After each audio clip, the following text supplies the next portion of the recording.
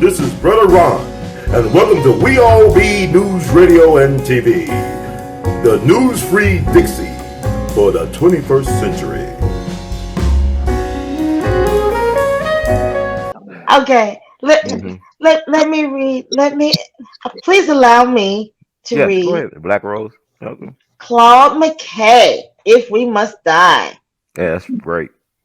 If it was a Okay, coon, it would have said, "If we must lie." if we must lie, if we Okay. must die, let it not be like hogs, hunted and pinned in an inglorious spot. While round us bark the mad and hungry dogs, making their mock at our accursed lot. If we must die, oh, let us nobly die, so that our precious blood may not be shed in vain. Then even the monsters we defy shall be constrained to honor us, though dead. O kingsmen, we must meet the common foe, though far outnumbered. Let us show us brave, and for the thousand blows deal one death blow. What though before us lies the open grave? Like men we'll face the murderous, cowardly pack, pressed to the wall, dying, but fighting back. If we must die. Oh, okay. Oh, excellent. Black Rose. Claude Yes, that's McKay. good. We must die. Wait, And I have one more. I have one more. Okay, What go ahead. Go ahead. happens to a dream deferred? Does it dry up like a raisin in the sun? Or fester like a sore and then run? Does it stink like rotten meat? Or crust and sugar over like a syrupy sweet? Maybe it just sags like a heavy load. Or does it explode? mm, Harlem by Langston Hughes. Excellent. Very well, my timely. thing is All it right. really a rage, or do they all have AIDS? See, I would do my own poem, right? And Mm, then people would get mad, right? So all let me see. right. Are you ready? I'm ready if you are. Oh yeah, Dr. Short. Thank you, Sister Black Rose, for that All wonderful right. rendition from the ancestors, Claude McKay and Langston Hughes. Very timely words and deeds. Words create worlds. And speaking of a wordsmith and a truth teller, we got Dr. Randy Short on the air with us. How you doing tonight, sir? Man, I'm trying to be, I guess I'm sort of in between. I'm kind of mulatto tonight, like Obama. Yes, yes. Speaking of Obama, we saw. I got the link from the NBC Nightly News you sent me about him endorsing Joe Biden on his virtual campaign. So it's just weird. Well, Obama's weird. His birth certificate's weird. The parenting of his children is weird. You know, the whole thing is weird. I don't think that Mm, he won the first time. I definitely don't think he won the second time. I think that they stole it for him, and they've been stealing all these elections. Do you really think the same white people who have a problem with the black person putting gas in their car wanted someone in the White House as president? I mean, we just started getting black quarterbacks in the NFL and black coaches, and you think those same people who are, sports, it's that you have a problem with black quarterbacks and black coaches and something where black people are pleasing you. Why would you vote for a black person making public policy that might make you unhappy? I, I don't believe that Obama won the first time, and I believe that's one of the reasons that white people are mad. They knew they didn't vote for him, and so it's all a sham. The CIA and the globalists and the deep state and whoever else, they're manipulating all this stuff. People are elected, not. I'm sorry, they're selected, not elected, and people are frustrated. In particular, people who feel entitled that are called white, that nothing's making sense anymore. And Obama really, a black person in the White House really cheapened the thing. They could make the White House a public housing project. People wouldn't care once they had a black family live there. I mean, the credit red line probably downgraded the value of the building because black family lived there for a few years. Wow. That's a O- lot. Obama, Obama, they're bringing him out to save Biden. Biden is a disgrace. I mean, he's got early onset. He's degenerate. His family's degenerate. I mean, just no one's enthused about him. I mean, he's got the charm of a big tablespoon of castor oil in your grandma's kitchen. I mean, you don't want to put it in your mouth, even if you may have to. And so, I mean, in voting, you don't have to do it. So there are a lot of people who probably, they're probably picking election day as a day to heat up their plasma television, invest in some microwavable popcorn, and just chill and laugh at the absurdity of having a reality television star who became president run up against a vice president who's not qualified to be a reality television star. Wow. I read your article that came out recently. It was very, I thoroughly enjoyed your words about Joe Biden and how Right. you tie him to his legacy of being a Dixiecrat, how he was basically trained by Dixiecrats to Right. do what he did. Yeah, he hates black people's guts. He's always hated black people's guts. Delaware. It's interesting. I think I got you by a couple of years.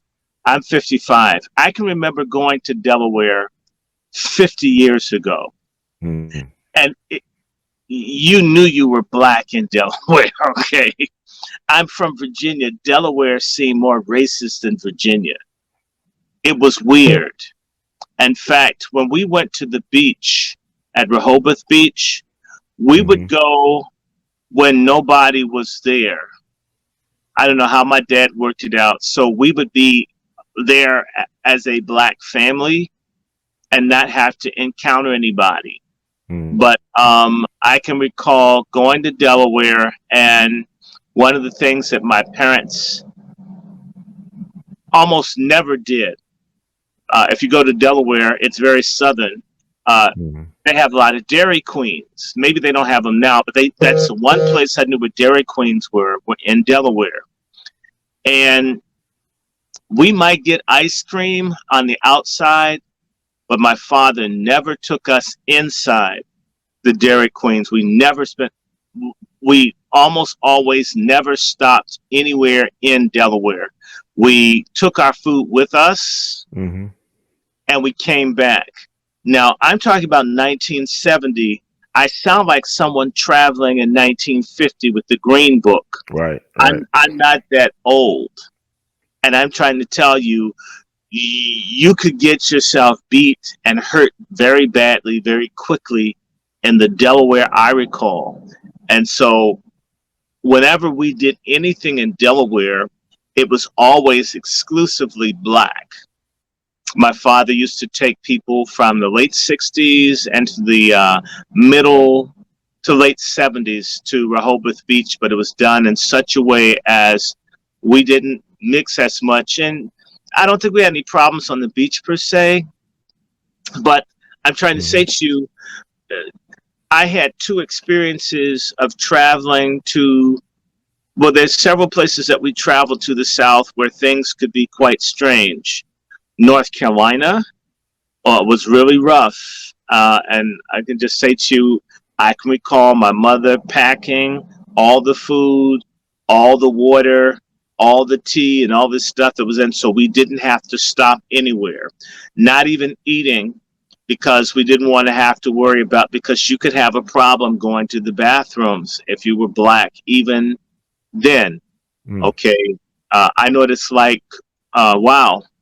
51 years ago, if not, almost 52 years ago, being in North Carolina, and they really, I mean, I didn't know if I was going to be harmed for using a bathroom. And so, and in Delaware, we always had enough gas. So then load up, find some place we get, and completely fill the tank. Delaware's not that big. and just drive. Mhm. Drive at night or Mm. drive early in the morning. Have everything loaded up. Don't do anywhere. Don't go in any stores. That's my exposure to Delaware. That if you were careful, it could be okay, but specifically, don't go places because my father would take these young folk. Don't go into the places on the boardwalk. If you're gonna Mhm. buy something, you can buy yourself some saltwater taffy or some of that, but stay out of the stores and things. You don't want a problem. That's Delaware from my memories. Delaware is super racist. It's super dangerous. Wilmington is a complete for where black folks are. It's slummy. You want to buy a house in the DMV, the greater DC area, and get your money's worth, you can get yourself a house for $50,000 in Delaware, a good house, because of the depressed prices, the real estate, and so forth, and how they keep people down. And Mm. black folks are screwed in Delaware, and it's a complete corporate state. It's just it, and that's what Biden will be bringing is corporatism, corporate fascism. And black folks are treated terribly in Delaware. Black folks, let me share this. Mhm. I know you know Dr. Issa. All right. When the Ku Klux Klan was threatening to kill black people in Dover and in Wilmington, nothing was done about it. In fact, when Dr. Issa had a rally, in fact, I came up with Dr. Issa. There's a brother activist, Ricardo Jones. Mhm. Literally, these people, and look, I'm in my basement. I know they knew that about 5 black people had come in to the state because one of the black people that was around us was spying on us. Wow. So you know what? I've passed through Delaware, but I haven't visited anybody since because we got a call, don't come up here, don't come back. They're waiting for you guys. So in Delaware, the police shoot and kill and beat and brutalize black people. There's mass human trafficking. The schools are bad. It's really backwards. It's the land that time forgot. You have to understand, you're in Memphis. Mhm. Memphis is like the capital of the Mississippi Delta region, right? Mhm. Yet you can get just a few, just down the road, go to Belzoni or Sardis, Mississippi, and people are basically living like they were in the 50s and 60s. Mm. You and I know this. Yeah, my people from Sardis and Como. Yeah. Okay, well, cool. Mhm. I I didn't even know that. Well, Well, up most people from Mississippi, right? I mean, up up here, what's like the Mississippi Delta for us is the Eastern Shore on the other mm, side of the Chesapeake. right. The Klan is still there. They're strong. Mm, Anything can happen to you over there. It used to be at nighttime. I mean, this includes Delaware. You really needed a gun in your car at night to be wow. to be safe.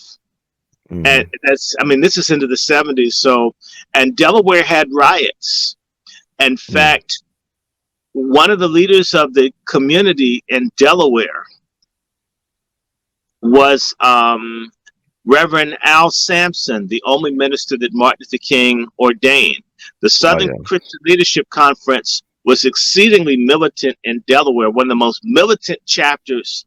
There was even actually a northern Christian Leadership Conference. They broke off because they were so hardcore, Mm, because Delaware is so racist.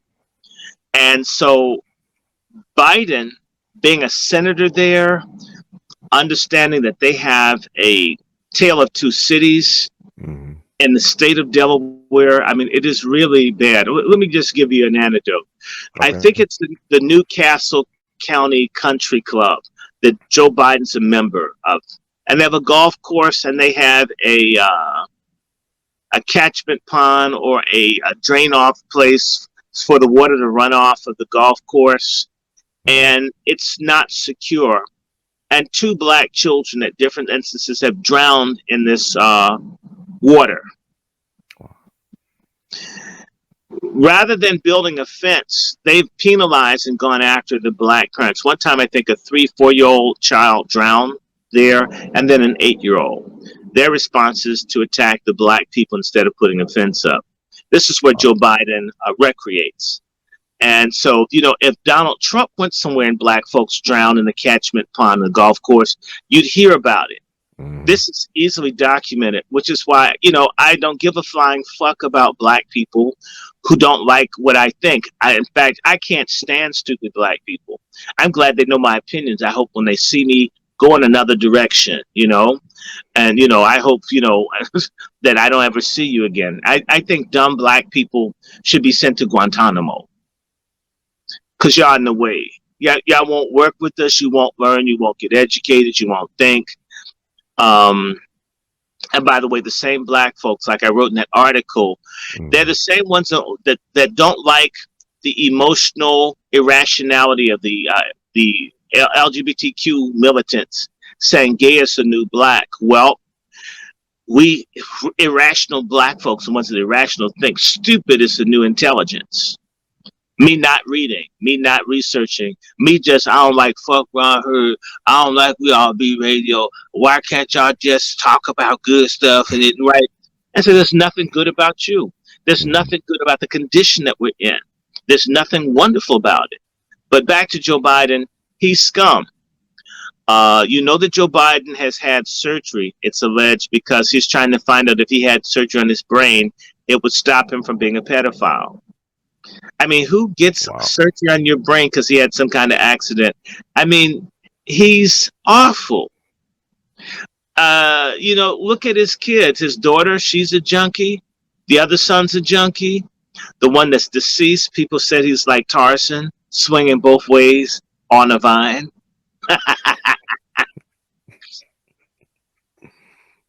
Okay. This man brings us nothing but hate. There's an article on my Facebook page where he said that black kids would turn schools into jungles if black kids were allowed to go to school with whites. He talked about black folks beating grandmothers over the head with lead pipes, and he wasn't going to stand. He's made a career out of hating our guts, not dog whistles. He's been a supporter of the Daughters of the Confederacy and the Sons of the Confederacy. Everybody is saying they don't like these statues. By the way, I'm a Southerner just like you are. And whereas y'all have the Nathan Bedford Forrest statue, you got like one. Remember, I'm from Mount Vernon, Alexandria. If you've been to Northern Virginia, there's Confederate stuff everywhere. You would have thought their asses won. Yeah. I practically thought the Confederacy won. Growing up in North Virginia, we did Confederate history. Abraham Lincoln deserved to get shot. Martin Luther King deserved to get shot. The Kennedys deserved to get shot. This shit in school. Robert E. Lee loved black people. Stonewall Jackson loved black people. Black people turned their back. I mean, this is what I was being taught in school. We were taught all this Confederate history. I thought everybody came up with Confederate history. And how Robert E. Lee and Stonewall Jackson and Longstreet and all these great men that loved their state and they loved America, and how the dirty, nasty, racist Union people came and made white people and black people fight and destroyed this up. This is what George Washington was cool. Patrick Henry was cool. Well, slavery wasn't that bad. And not that my parents didn't teach this, but this was what was in the school system. And I'm telling you, people would come to school dressed in Confederate uniforms, and it was cool. And so I didn't come up with this anti-Confederate memorial. That's the world I came up in. Everything was Confederate. Kids came to school with Confederate money. Folks were competing on who had the best Confederate money collection.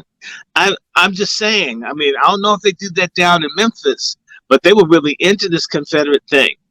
And I'm saying that to say to you, I'm amazed that people who are so upset with the Confederacy and these statues but yet you love Joe Biden. You're going to vote for this fucker who helped fund the people who are putting up these statues. I don't get it. Donald Trump hasn't pushed for these statues, even if he supports them. He never did the policy for them to be built or to give recognition or so forth to the sons and daughters of the Confederacy. People forget that Carol Moseley Brown had a fight in the U.S. Senate over the daughters of the Confederacy and how offensive it was. One of the people that she was arguing with indirectly was Joe Biden. Now, if Carol Moseley Brown was a hero for denouncing the Confederacy in the Senate back in the 1990s, I think this is like 1994, 95. Mm-hmm. If she's a hero for being against it, isn't Joe Biden an enemy of black people for being for it? It's only fair, right? That's now, it. Joe Biden, I saw it with my own eyes on the closed circuit televisions in Howard University's administration building, 2400 6th Street, Northwest Washington. Joe Biden congratulated and celebrated and told the Sons of the Confederacy he was a big fan of theirs. He supported them. He loved the work that they did. It was important that we preserve our heritage. He pandered to these racists big time and says, no one's a bigger friend or supporter of yours than I am. Now, the same niggas who want to complain about Trump going to Tulsa because of Black Wall Street or Juneteenth that most people don't celebrate, okay? I heard about Juneteenth in school. I never heard about no damn Juneteenth. Not that I don't care, but we have Emancipation Day, I think in April, where black folks were set free in Washington, D.C. And we have these things where black folks learned about this. In August, they learned in Kentucky and in parts of Tennessee that they were free. You understand what I'm saying? Right. This Juneteenth is a regional celebration. If we make it national, wonderful. We need more days where we need Nat Turner Day. That's the day I want to see, you know.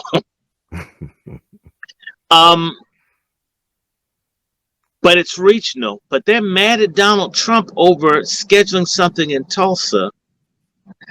But you're going to vote for a man who celebrates basically the racist spirit of the people who burned the people in Black Wall Street in Tulsa. I don't get it. Think about it. And that I keep saying to people, hate everybody equally.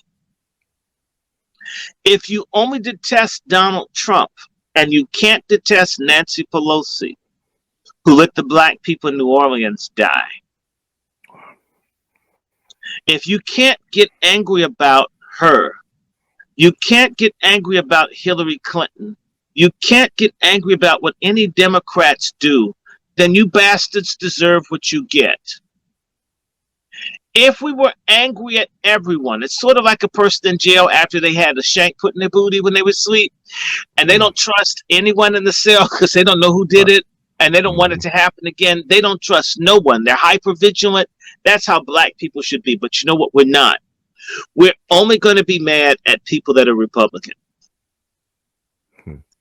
Even if a person that's Republican does good, they're bad.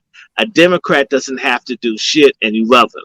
Shouldn't we dislike everybody and get all that we could, like the person in prison?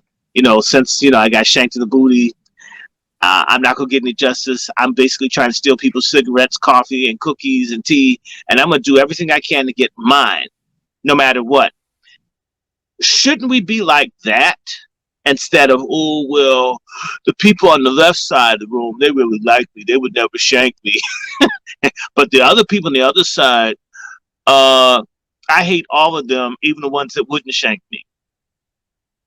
When are we going to get real? Now, Biden was for the Southern segregationists, Dixiecrats, okay, the same people that supported apartheid in South Africa, the same people that were against all the rights that black people were fighting for, the same people who were against programs for fighting poverty and fighting for access for black people. Biden was on their side against black people. How does he get to be our hero?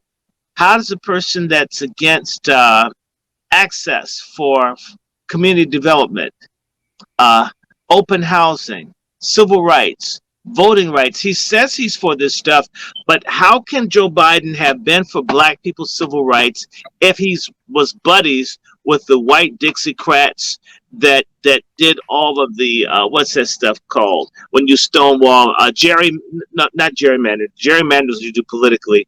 Um, there's something a way you do your speeches on the floor and you block.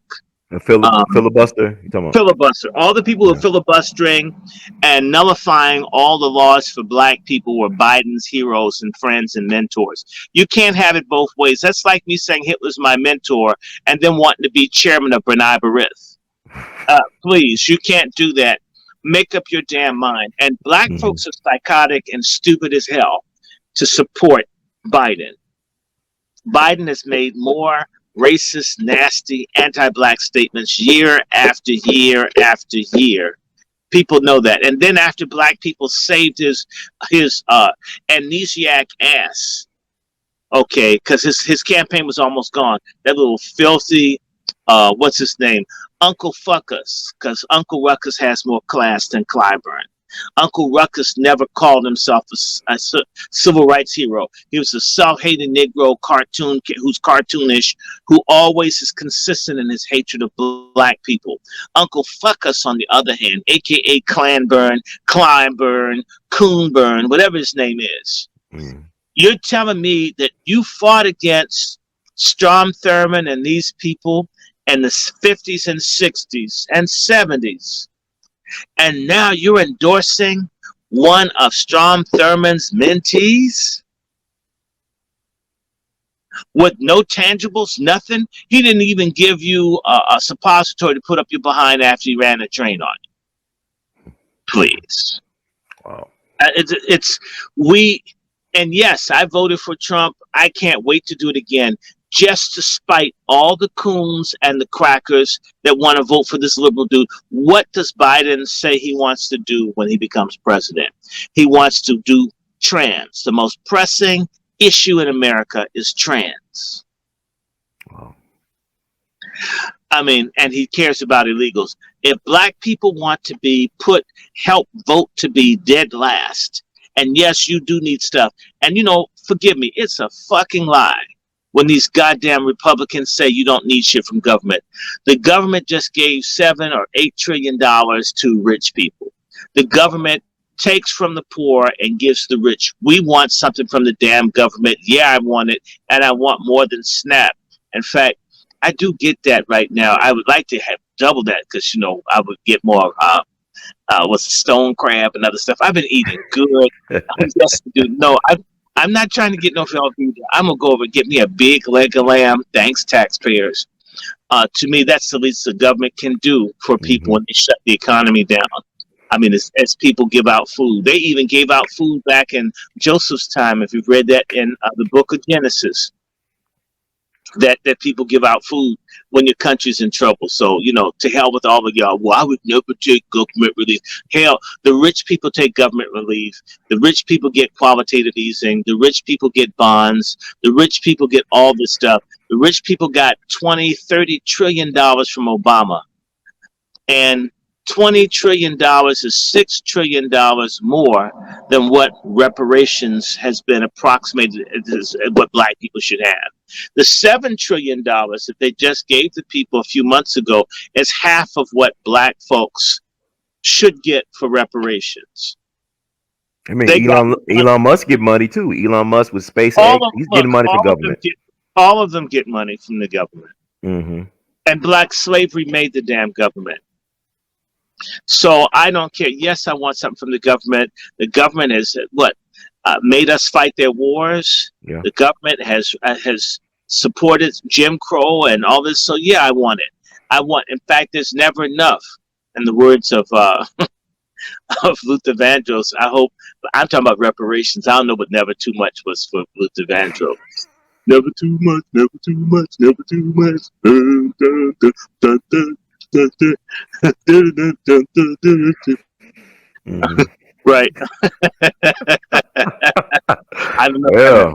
No, I don't know. That's a plenty. Hmm. Hmm. But yeah, I'm just glad that you're making the connection between Biden. I mean, he embraces that legacy of being a Dixiecrat supporter. I mean, Sure, he Strom does. He Thurmond, was with, John he was Stennis, with, and Eastland, and no, and Byrd, and Robert the Byrd whites, from West the Virginia, the Byrd. Klansman. Yeah. I was telling that Klansman and I had a bad experience. Just telling people Oh when I wow. worked as a butler for the catering companies, I met all of the people in government. I used to work with Tom DeLay, all of them. I used to work in the houses of the woman, Catherine Harris, the woman who certified the election for Bush. Very Hmm. nice. She's very nice to me. I liked her. She's very cool. So Okay. I used to get everybody high, fix their drinks, shake their shit up. I mean, it's real. So and so sometimes when I dog some people, I really do. I effing know you. I do. Mm. I knew Tom DeLay's ass was going to get kicked out of Congress because he was really arrogant. He would never speak to you. He would snatch glass. You don't snatch glasses off a silver tray. It's here for Mm. you to take.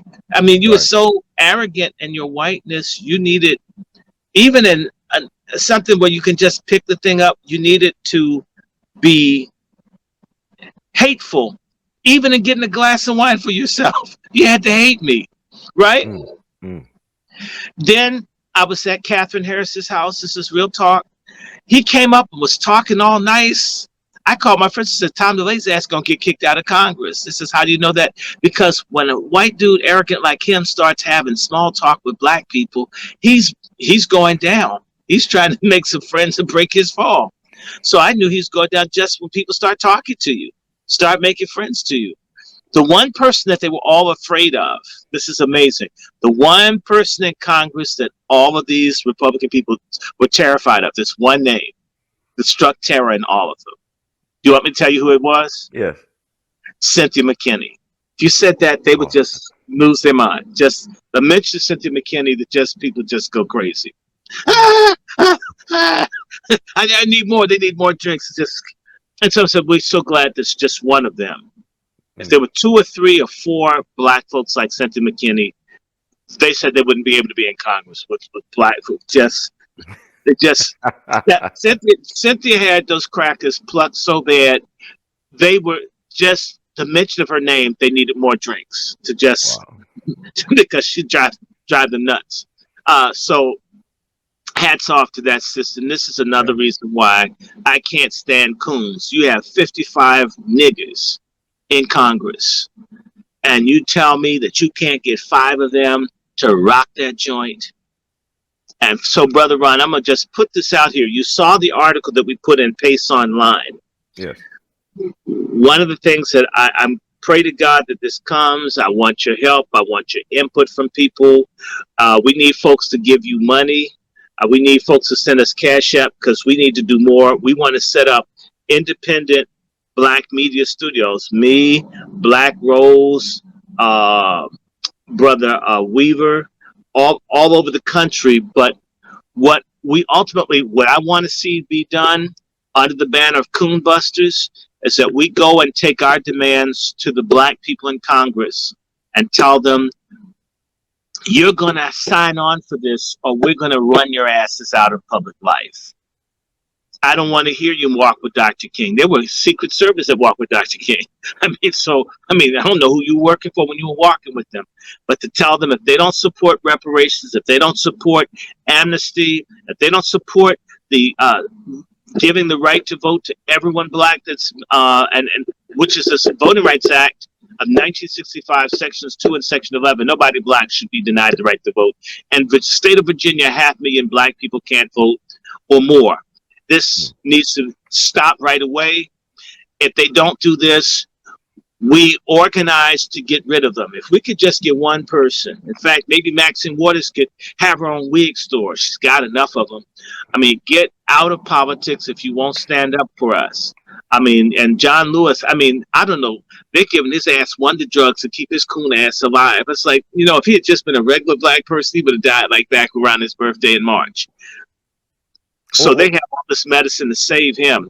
And he's running against that woman that's the reality television Yeah, I star. want to get your take on her. What's your take on Angela Stanton King? Oh, God, this is going to be painful. All right, let me just do it like this. You know that I know Alveda King. Mm-hmm. And this is going to get back to Kings if I say anything about this too hard. So let me just try to do this delicately so I don't get into trouble. Okay. Okay. I mean, I had like almost a conversation with one of the Shabazz daughters. I asked some, because I was friends with young Malcolm. Right. I love young Malcolm, and there's something going on there. I'll talk to you offline about it. But I almost had yes, she got mad because Malcolm, the little Malcolm, or young Malcolm, or Malcolm Shabazz, Mm-hmm. told people that I reminded him of his grandfather. I Wow. told him, I don't see that. Mm-hmm. She got offended with me. I don't, I do Dr. King. I never try to do Malcolm. Dr. King said, Brother Ron heard you done many broadcasts from the city of Memphis. I'm very familiar with the things there. The conditions of the workers have not really improved over time as we've tried to organize the pastor and different community stakeholders. There seems to be a great aversion to change by the city fathers in the city of Memphis. It seems as if making the most basic improvements in the lives of those who work so hard to keep the city nice and clean and sanitary. Okay, let me stop. I I can't mess. I can mess with King. I Mm-hmm. don't mess with my Malcolm. Okay, I can't mess with Okay. that. So I don't try to do him. Now look, here's what's going on. Alveda King, the niece of Martin Mm-hmm. Luther King, Mm-hmm. has made this Angela Stanton, who just got pardoned by Trump because she had a white collar criminal felony. Okay, fact, not picking. She's a reality television star. Now she's publishing books. Okay, Alveda and them, who's friends to John Lewis. Now that John Lewis is sick, Alveda's pushing for this woman whose name is Angela Stanton, who married a man whose last name is King, and I believe Alveda may have even done the marriage. Mm-hmm. So now this woman who has no relationship to the King family is running with Alveda King, and folks that don't know the history will think that she somehow is connected to biologically to the King family. Mm-hmm. I'm not saying that's intentional, but God, that to go from Stanton to King and to get married by a king and then run with the king, you don't mind if people take you to be a member of the King family. Are you hearing me? Yeah, 'cause I know online they got her listed as the goddaughter of Alveda King. I mean, but the connection, yeah, that's powerful in the No, line no, because no, that no. King They're name is trying powerful. to. No, Yeah, there's an effort to. If you didn't know, you would, and you said, okay, family member. right. There's this effort to work this. Mm-hmm. I'm not saying that she's a bad lady. I think almost anybody can do better than John Lewis, who is like an Afrocentric bald-headed Dr. Tudball. Remember the Carol Burnett show? I mean, you see Mm-hmm. him walking around, you know, and John Lewis is always, oh, let me do him. Yeah, go ahead. Black Lives Matter. It's very important in this country. We have come to realize that men's and women's are not the only families that can come together. That two men's and two women's can love. We need to bring this country together, no matter who gets on top of the other. Whether it's a man on top of a man or a man on top of a woman, this is a great country in which everybody can love one another. It didn't happen for me at first. I had to be married to a woman until she died. Now I can live the life that I always secretly dreamed of. When I was marching with Dr. King, And I would look down at Dr. King. He was a drum major for peace. I want him to be a drum major for love. So why can't we come together? I'm here. When I was working with the little chickens back in Alabama, I used to try to put the two male chicken together. They wouldn't get along. But now things are changing in the country. Two male chicken can be together. Not two men can be together. This is progress. I remember when we would be beat for marching for us to be one country to make us one. Anyway, That's interesting. I anyway, think it come together like the butt cheeks. Okay, I'm glad. you can't. Who people love is personal. It's personal, son. It's personal. Okay. Man. Wow. Oh, so no, Only we no, Dr. Short. that's terrible. Look, No. John Lewis is a failure. John Lewis was given that congressional seat as a payoff for all the beatings he took in the 60s. Mm. He's neglected his constituency, except for the white ones.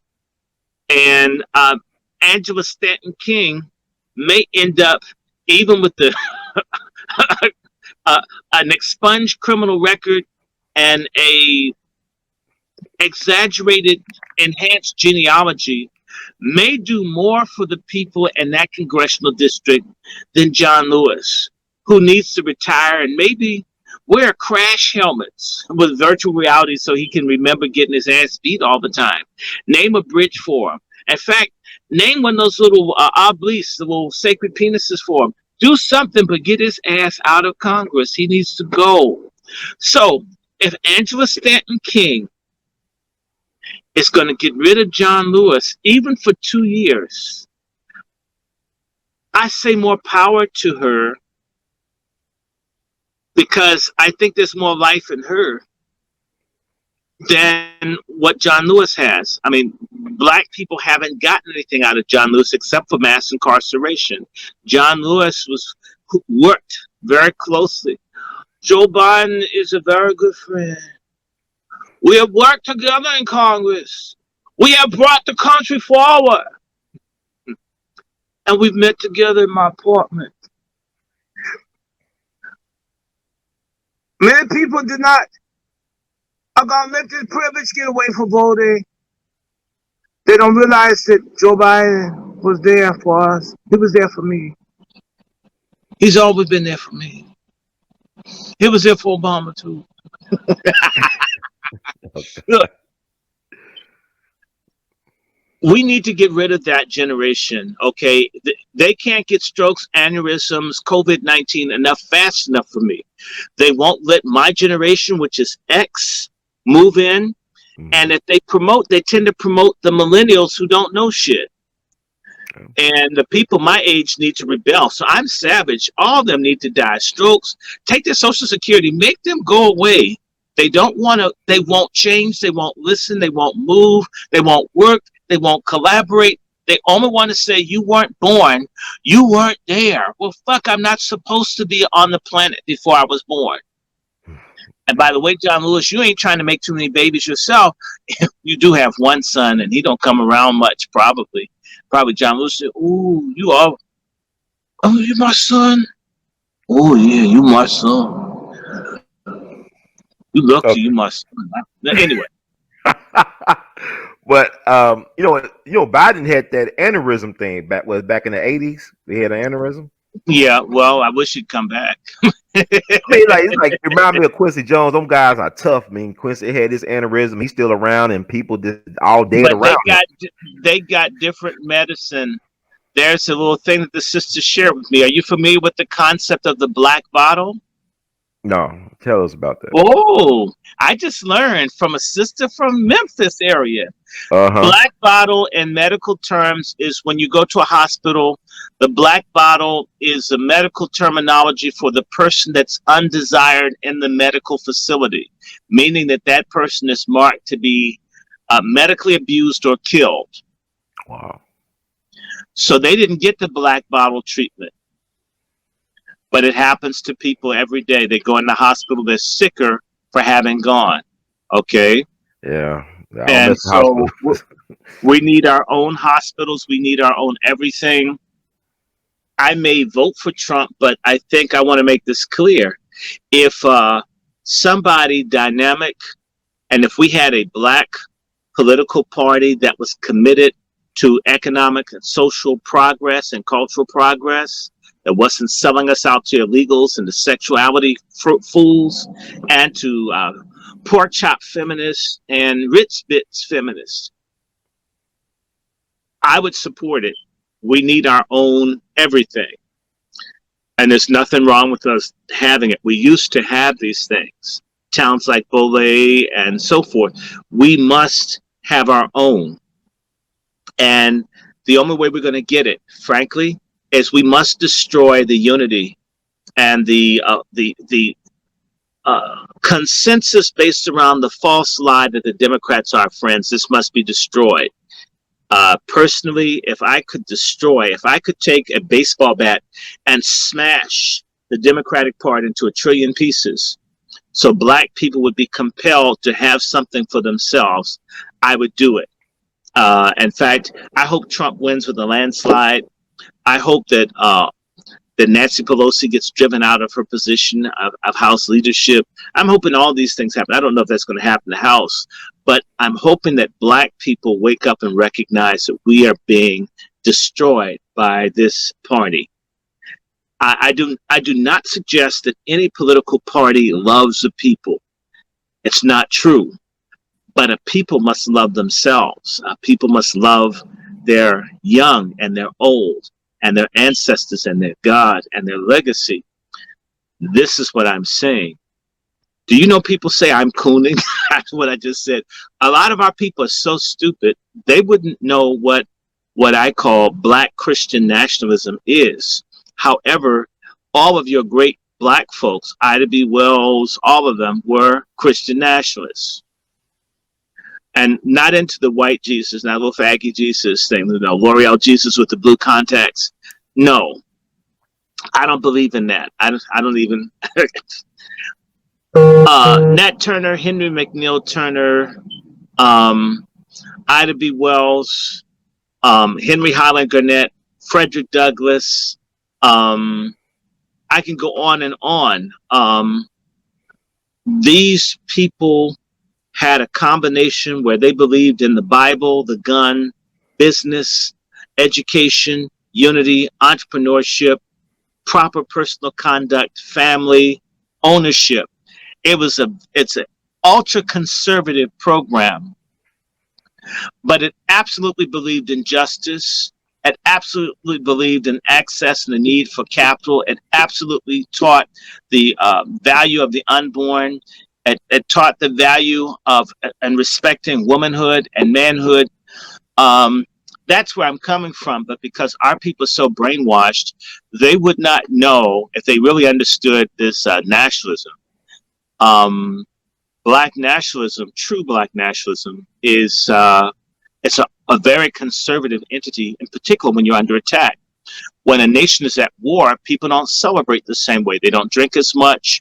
They put restraints on how much liquor you can buy, how much part, because you're struggling, right? You have victory gardens. Like now there are people who are worried about food supply. They're now growing. Like, I'm growing herbs and vegetables. In fact, you're sitting here in my library, and hold on. This is some of it. These are like my vegetable tags. Let me see what is in here. Hold on. Mm-hmm. These are my elderberry seeds. See how I can get some elderberries because they're good for colds, right? Mm-hmm. When the people are at war, they have to be conservative. You cut your lights out. You conserve. You don't eat as much. You save things. Our people need to come on a war footing against racism and white supremacy and what I call Negro inferiority or coon inferiority. People who are black who believe in our inferiority and agree that we should be exterminated. These are the most dangerous enemies, we must purge them first. Um, but I get told you're a coon. I'm thinking coon based on what? When have you ever seen me do anything against black people, against our betterment? Like, if I say, I've never said I'm against HBCUs, but I have said I am for accountability. Like, did I send you that article at Morehouse where where they're raping students and they're colluding with the courts and the police? So when you get raped by a teacher at Morehouse, you can't get justice. Oh, wow. And, yeah, well, now I'm against things like that, but I am for HBCUs. But I don't want a black university or whatever it is, a Negro university, to be a place where our boys and young women are violated or not properly educated. Are you understanding? That's right. A lot of our people lack the morality to understand what a wise program of action is. But the first thing that people have to do when they're under attack is order themselves. You know, when someone swings at you, if you keep moving as if that person's not trying to beat you, you're going to get knocked down. You have to then order. You need to protect yourself and begin to do things to be on a fight footing. Mm-hmm. Our people are not organized for the struggle ahead. And swirling and living in gated communities, being the only black family there, you're in a very odd spot. I'm sorry. We need to wake up. And Joe Biden, I'm just telling you, there's an article that I just saw, it's on my Facebook page, where people in Seattle were saying to people, if you want black people killed, vote for Biden. Wow. And I agree with that. And as I was saying to you, Mr. Byrd, when I had the option, or I'm sorry, the opportunity to be a butler, he looked into my eyes and stormed out of the room in Shakespeare Theater here on 6th Street, Northwest Washington, D.C. I never did anything to him, but I had dignity. Okay, Ron? He saw a black man and it infuriated him and he stormed out. And I got sent to work somewhere else because I had upset him. I didn't say anything to him. I wasn't rude. I wasn't gritting my teeth. I had a very pleasant face. I said hello. I greeted him. Hello, Senator. Mm-hmm. And he got mad. He was mad that I knew who he was. I'm telling you, in D.C., this is a plantation city. The White House is a plantation Georgian mansion. My grandmother worked in the White House. Okay, and it was a racist ass place, and I really believe my grandmother was sexually harassed there. Wow. Something happened because my grandmother was working there in the 50s, and all of a sudden, which is a good position to have, then all of a sudden it stopped. There's no discussion. You know how the old school, when something bad happens and black people just, there's no information.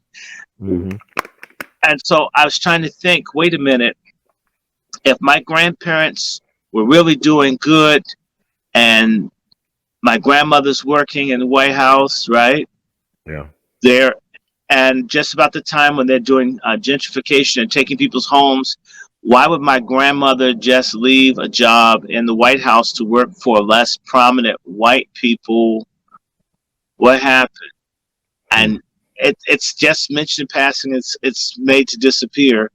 I've learned as a historian, when people make something disappear, something really terrible happened.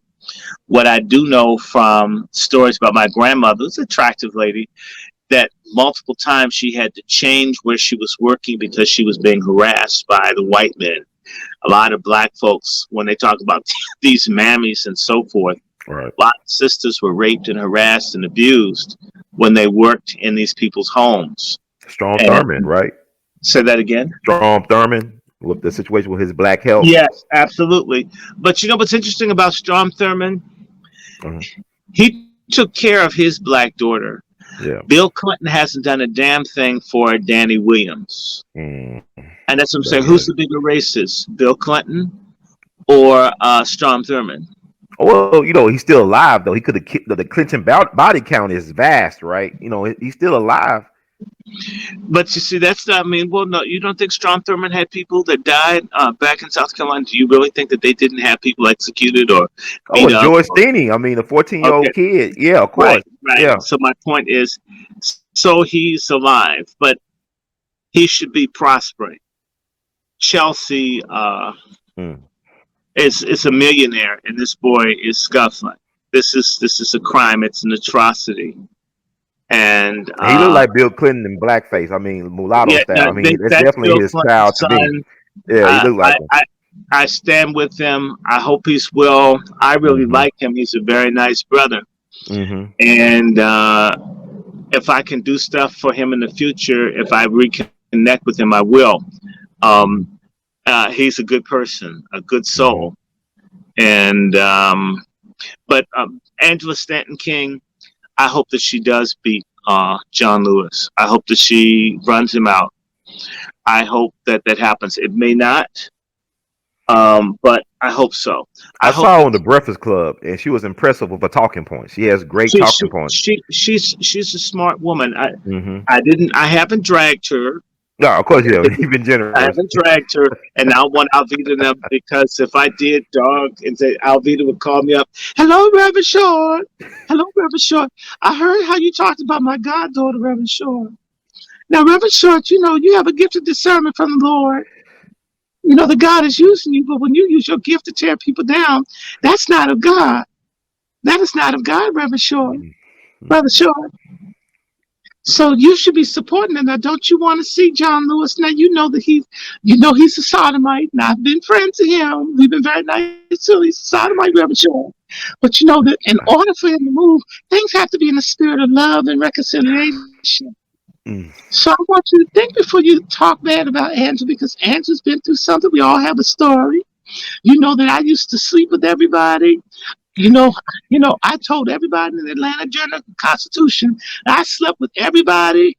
I was a hoe. I used to get high. I was in witchcraft, but that's all new. I changed when I got with God. Now, so she's giving her life to the Lord, Reverend Shaw. So can you support her and cut the bullshit that you're saying? Because people listen to you, Reverend Shaw. A lot of people respect you. They know that you tell the truth. But you need to tell in love. So I don't want to get a call like that. Okay, I don't want to get a call. I don't want to get a call from Alveda King to Uh-huh. ride. And Reverend Short, I know you're very critical of the King family. I know that you love us, but sometimes it says the power of life and death is in the tongue, and there's a lot of death in your mouth. So I, I don't want to get a call. I don't want to get a call from Alveda saying something, and I thought we were friends. So I'm gonna be nice. I'm gonna be good. See, I can't. Somebody was saying something about Chappelle, and they called. This is I can't say anything. I don't want his mama calling me. Hmm. Oh, well, what With, is your take on his 846 special? That's a good thing. 'Cause I know you got a relationship with the with Chappelle his family. mom and his Yeah, with sister mom. and his brother. I And don't know yeah. him very well, but I guess it's copacetic.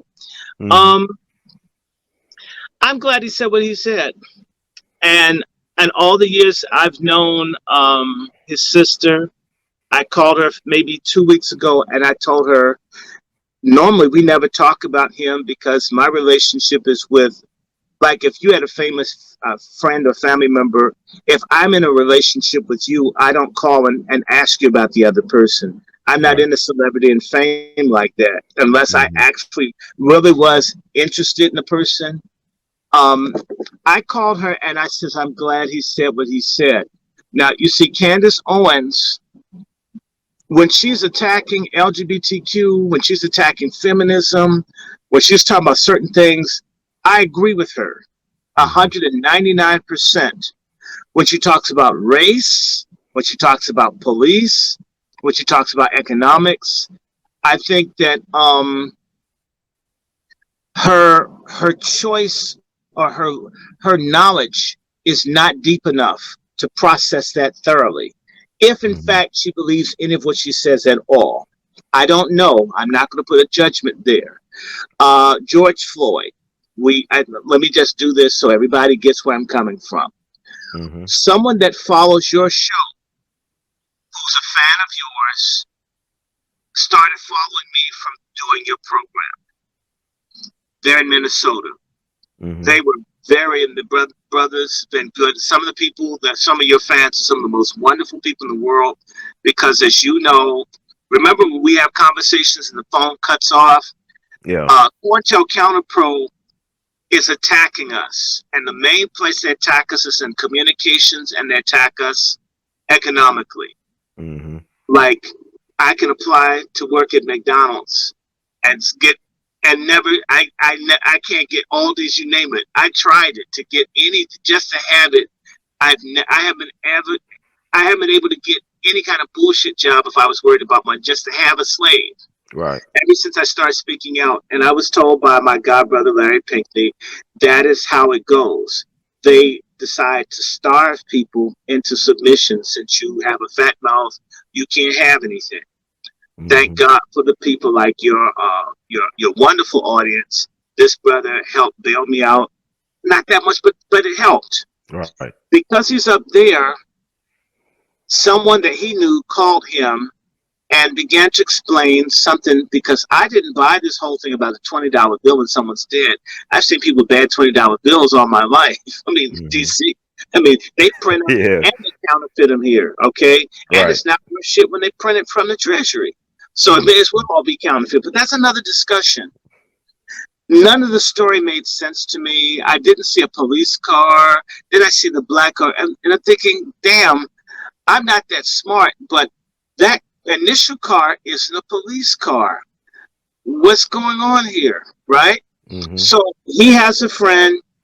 This friend knows the family. He's a Palestinian mafia, mob connected, drug dealing, human trafficking, stolen phone, stolen ID type jihadi assholes. Right. Fact. The same way that the Arab killed that boy over a beer can in Memphis. Okay, and the same way that what they're from Right. Yemenis. You got all those goddamn Yemenis down in Tennessee. Yes, I'm right? Yemenis, Ethiopian. Mm-hmm. Yes. We You're got not we talking got some. Yeah. We got people like that down. okay. Yeah. And they're in Jackson and other They can hear places. me. Yeah. Yeah. Yeah, okay. Now, here's what Yeah. I'm gonna say to you. We know that George was a porn star. Okay, and and and I hope he wasn't screwing underage girls. But you know what's interesting? Candace Owens leads with talking about this as if, even if that were true, that makes the horror of watching that man strangled to death Right. any less. Okay, you've got this prince over in England who's messing with kids. No one has dragged him.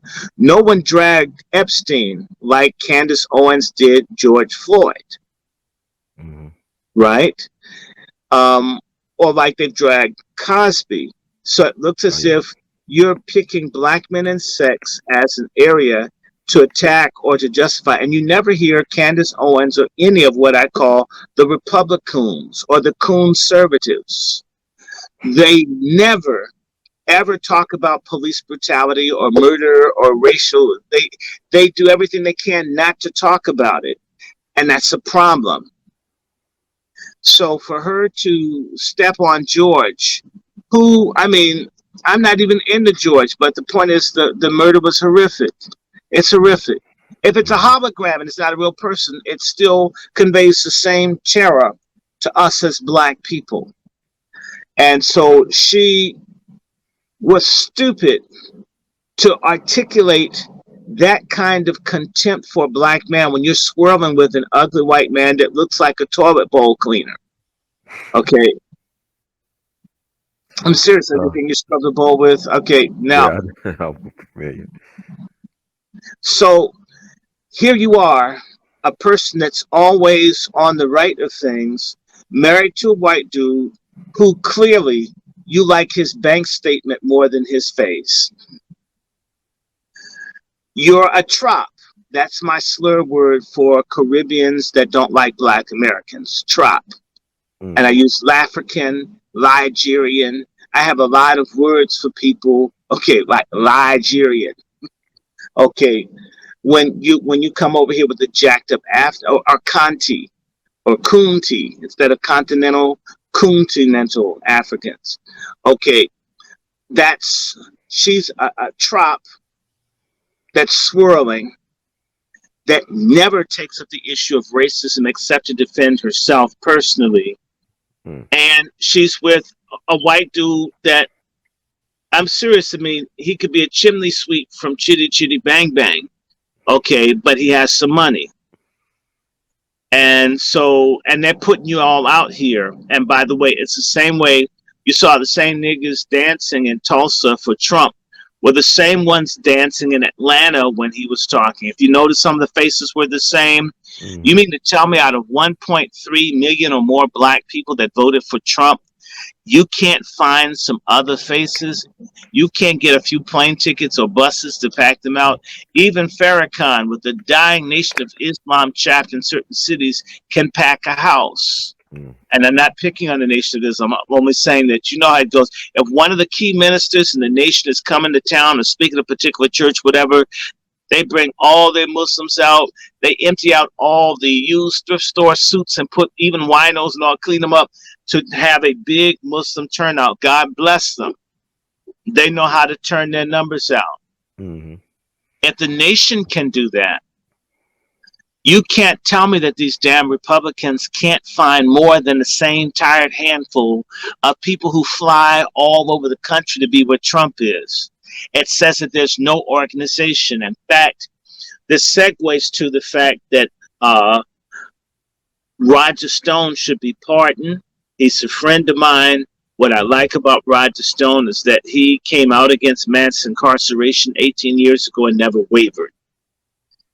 The Republican black folks, by the way, a lot of the Republicans that you see on TV everywhere, they're not fighting for Roger Stone, one of the few white Republicans who supported initiatives for black people over the years, in particular as they've grown. They're a complex person. Nope, they're not a saint. They're not John the Baptist. They're not going to solve all of our problems. But on a couple of issues like decriminalizing marijuana and ending the mass incarceration of black people, they've been front and center, more so than most of the Congressional Black Caucus or your state legislative black caucuses across the country. Fact. Mm-hmm. Now, rolling back, there's no way in hell, and I mean that we're going to get out of the situation that we're in without thinking and doing things differently. For example, brother, you know, in September, and I'll get back to Candace, I just want to say this. We're going to have an agricultural summit in Kentucky. I hope you come. I hope you ride up and film it. We're going to start finding ways to employ our people. We're trying to get black folks to move back to small southern areas. We need to take some land. I mean, there's nothing for us in the city except for roaches and illegals. I mean, shit, let them have it. In fact, with COVID, maybe it's better off that you're not near highly densely populated areas you might survive. Now, going back to Candace Owens. Right. Candace Owens and these other people have made a cottage industry out of attacking everything black. That isn't necessary. It's not helpful. It's not going to help the Republican Party, which is dying demographically any frigging way.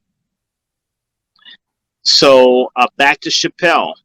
He made a good point of trashing Don Lemon and all these other people. Why do we look to comedians and comics and other people to talk about our complex social issues? Why aren't we expecting this of our Negro preachers and our so-called leaders and organizations? Where are they? Where's the head of the National Asshole Network? Where are these people? Why don't they have a plan? Don't just react. What is your damn 10, 15-year plan? You have a 5, 6, 7-year plan how to steal black money. And forgive me, if Candace Owens is going to go in, why can't, you know, I was talking about Crump. Crump is like the photo negative of Perry Mason. Perry Mason is white and always wins. Crump is black and always loses. I mean, it's what the fuck? I mean, you can't. He do civil trials, right? He's not a trial lawyer like Perry I don't care what he is. Damn it, we don't want money. We want folks to stop killing us. You wanted to keep going on because you keep getting third, or you like the Bush bitch Eddie Murphy talk about you want half. Him and Merritt looks like an iguana with a jury curl. What is up with him? These people never win. That's like a person that calls themselves a player and they've got erectile dysfunction. They're too cheap to buy Viagra. Man, I mean, look, Dr. Short, we talked offline about, 50 something years ago, you actually had black leaders. You had like, somebody even like Fannie Lou Hamer come out the plantation, didn't know she could vote till she was 44. And then to the day she dropped at 59 and 77, she gave it her all. Mississippi Freedom Democratic Party challenged the National Democrats. They challenged them. They didn't get a seat, but they challenged them. And even though they didn't get a seat, that changed the political trajectory of Mississippi, where it was at one point. For a second, but what happened was something happened in SNCC that you need to remember. And I'm looking. Hold on one second. Give me just 1 second. But I just want to finish the point with the Mississippi Freedom Democratic Party. Although they did not get seated as delegates, they still led to a point where Mississippi became the state with the most elected black officials in the union. I don't know if that's still true today, but they were at one point. I'm sorry, I had to. Man, it's something about talking and then your throat starts clearing out. Yeah. You definitely want to have your water. You've been talking. That would have been really nasty, I don't want to do something like that. But you heard my point, though. Like, I heard your point. Let me respond to it. In 1964, there was a fight in SNCC. There was a split. Understand something. Black Lives Matter today is basically a faggotized, drag queenized, dick suckinized version of SNCC. Yeah. Wow. Okay. All right. Now, make it plain. SNCC, after they got betrayed by Martin Luther King. They got betrayed by the United Auto Workers. They got betrayed by the Brotherhood of Sleeping Car Porters. They got betrayed by everyone. The people in SNCC were talking about having, in fact, they did, the Black Panther Party in Lowndes County. That's almost like the break off on the ones in SNCC that didn't want to go with the Democratic Party bullshit anymore. What happened was the Kennedys, who also brought us Obama. Yes, the Kennedys did get behind Obama to beat the Clintons. Yes, they did. Because the Democratic Party belongs to the Kennedys. Ted Kennedy, before he died, anointed Obama so the Kennedys are still in the loop. Remember, Caroline Kennedy was with Obama and then decided not to run. Okay, look. The Kennedys began funding the civil rights movement, and they were using the civil rights movement. They hoped to get them back in office in 1964, but he got shot on November 22nd, 1963, just before the contest started for the next election. Are you understanding me? The Kennedys were funding the civil rights movement. The same way Obama is funding and others were funding Black Lives Matter. Now, in SNCC, those that wanted to be with the Democrats broke off from the SNCC people who wanted something just for Black people. And that's a situation that we have constantly assimilate or be amongst ourselves.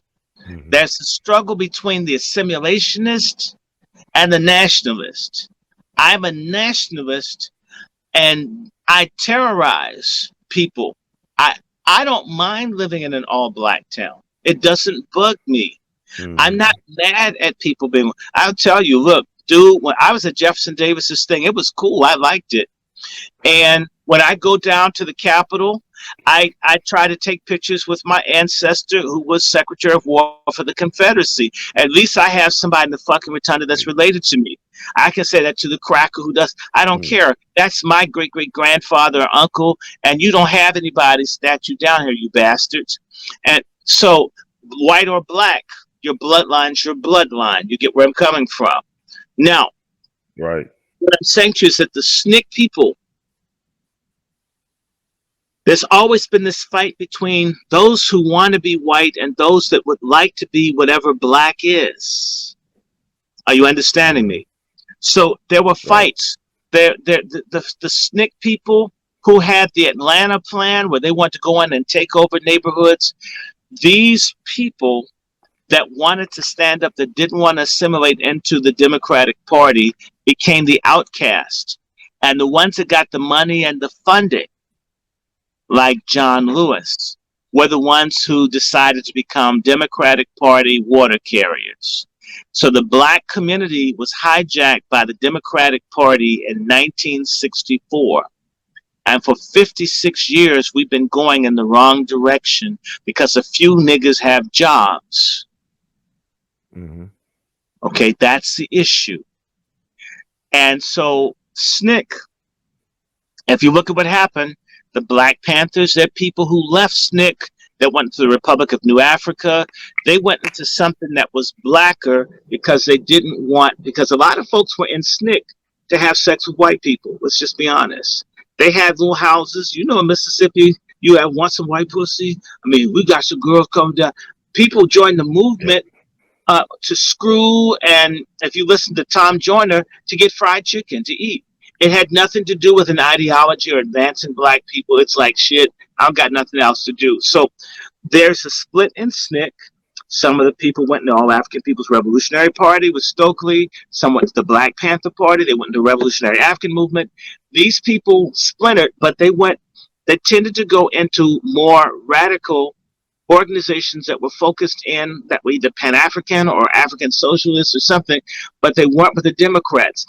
But if you look at the people that came out of SNCC, Alvin Home Norton, SNCC, Mm-hmm. right? Mm-hmm. Of course, John Lewis SNCC, Marion Barry SNCC. These SNCC people, Bernice Johnson Reagan, these folks have all been, they've been for this, Julian Bond SNCC. Mm-hmm. They've gotten, those SNCC people were anointed the leadership of black people back in the 60s. They were picked. We didn't vote for them as black folks. They were imposed on us. In 2016, many of the people in SNCC anointed Black Lives Matter as the successors of the movement. They would never get behind you, Ron. They would never let, I mean, I've told you, I've joined stuff, tried to participate. Those boomer niggas did not want another movement. They wanted to consolidate what they had, and they didn't do anything to bring along new people. There are rare people like Mother Kalia Clark who can tell you that there was a coon split in SNCC. And our community to this day has two streams. And what I'm saying to you is that those of us who do not want to be forcibly assimilated, which is death, have to conquer and crush the assimilationist. Okay? I'm a real person. When I told you I was reluctant to take DNA because I was like, God, I don't want to find out how white I was. I mean, I was like, it took courage. Just like, because I'm gonna be mad as shit if I find out I'm like 10% black and 90% white. And I looked this, I cut all this hell. Why didn't you just make me white so I could pass? Anyway, it was nice to find out I was like 85% black, which was like, whoa, yay. I was like, yes. And it was really cool. That's on my father's side. My mother's side, I'm certain it's less. But maybe not, because the people have been continuously, in one family. But the assimilationists are our enemies. And there are all kinds of assimilationists. There are Muslim assimilationists. There are white Jesus assimilationists. There are communist assimilationists, Marxist assimilationists, Democrat, moderate assimilationists. There are Christian conservative assimilationists. There are Buddhists. These are all people with strategies to get away from who and what we are. And I don't mind. I wish they all leave. If I had a magic wand and I could just snap all of the coons and all of our traders and make them white tomorrow, and there were only 20,000 of us who were truly black people, we would be happy. We would be a very dynamic people, because it would be like what I'm doing now, get my colon cleansed. And by the way, I'm glad I didn't drink anything, because, I was having to run to the bathroom. I've been get my colon cleansed, and nothing worked. Then I came up, I made a home remedy. I mixed some molasses with lime juice. Man, I went to the bathroom like Jesse Owens. So it's been helping. But these assimilationists are our enemies. They are the ones who destroy the HBCUs. They're the ones that are in the churches that have the white Jesus, and they get their printing material from the white church with no black representation. They're everywhere. These people must be crushed. We must drive them out of places where they have any authority over us. We haven't gotten that serious about survival yet. The day that we do, we're going to be able to handle this. Let me give you a very simple example. If right now, my friend, you and I, and that's what I'm going to challenge you, brother, we really should create this network. I want you to talk to that sister in California. That means we have a newspaper and a person that can format, do this. You got your thing. We create like United Artists, a couple of Jews that couldn't fit in, created their own thing. We have United Activists Media thing. We can then get the word out, and we can also pool resources to draw in the dollars, the ads, and the other things, so we can be self-sustaining and self-perpetuating. I've said this to you, and like, if anything that I have, because I love what you do, you're the only person that I said, you can put your fucking Cash App on my picture, I don't care. I'm a dog, so when Lance Skirb did it, I'm mad. Because he told me that nobody pays attention to Cash App, and then you do something, you put your Cash App on that. Now, is that right? Is that right? Well, I hear you, Dr. Short. Okay, and I'm not some like, come on, man. You told me that nobody does that, and then you turn around and you do that. But you at least should tell me, right? Since well, you know, you got a following. You got a cult following out here, Dr. Short, because I hit the streets and people love what you're saying, but you like a guilty pleasure. They're afraid to put themselves on the line for what you do, but they can't still support what you do behind the scenes. They don't have to do that, and that's okay. But what they could do for you, me, Black Rose, and others is invest in us having a platform and a portal to put it out there. Okay, like I told you, I grew up like the first black family in the neighborhood. I'm used to not being popular, and so in fact, I made folk feel guilty about being white when I was a kid. Okay, so I flipped around. so people come and ask me to play with them because shoot. Well, you know what's interesting, Dr. Short, I know you admirer, and you knew Kwame Ture in the flesh. And I remember when he was dying, I read that Washington Post article 20-something years ago where they had that farewell day where all the SNCC folks came out, and people said, well, he was the only one that really stayed true, really, to the end. He was committed to the end. I met Sister Clark about 5 years ago in Harlem, and I interviewed her. She said 500 years from now, the most important person from our movement will be Kwame Ture. He'll be talked about 500 years from now. He doesn't get the credit he deserves now, but he paid the cost to do what he did for our people. He paid the cost. Someone stole something from me that's very precious, and it was from May Carmichael, thanking me for getting Kwame the honorary doctorate degree from Howard. Deservingly so, definitely, yeah. And a lot of people hated my guts, but I forced those bastards at Howard, those coons, to do it. Calvin Powell called me complaining, and I says, well, I mean, when you were killing black people in Vietnam, he was standing up for black people in America. The least you could do is give him something, right? So, I mean, and by the way, I was told that Colin Powell quit the board of trustees at Howard because he was mad at basically arguments we had, but I didn't think we had an argument. He accused me of calling him a coon. And I never called Colin Powell a coon, but when he brought it up, I says, well, are you one? Because you brought it up. But he's a trop, though? I mean, Caribbean roots, he's a trop? Will you say like yeah, he's a trop. Yeah, he's a trop. Okay. And so what happens, I tell you this about Powell. Powell, I think cares more about black people than a lot of the other black boule types do. And I'm not making Powell perfect, but Mm-hmm. Powell was okay. Um, he was okay. I'll give him a passing grade. But I remember Panama and Haiti. He did some wrong shit to black. And in Vietnam, he was in the area where the Montagnard, the black Vietnamese, were being massacred. Okay, and that My Lai shit when they shot up all the people. Mm-hmm. Okay, that thing came across his desk. He didn't do anything. So, In the but Iraq War, he sold the war, right? The second war with Iraq, he sure, sold it to sure, UN. sure, he did. So he got Now, all type of blood on his hands and his what I legacy. want to say of Powell is he's another. I mean, Farrakhan's a Caribbean too. Mm-hmm. So we have a lot of the people. I mean, tropes from other places that are in, and they aren't really committed. Kwame Ture being perhaps um, among the most sincere Caribbeans that's been in America, although he didn't like the United States. This is a problem I have with a lot of Caribbeans. How can you, on a certain level, be mad at black people here? We don't have anywhere else to go.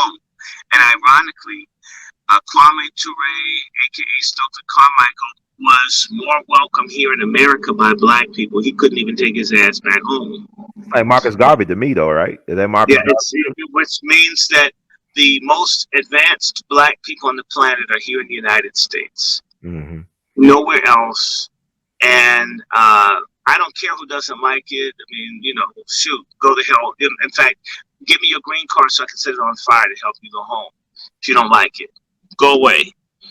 We're the lead black community in the world, and that's the other reason why I despise Coons. People know this. There was a document done by the United States, France, and England.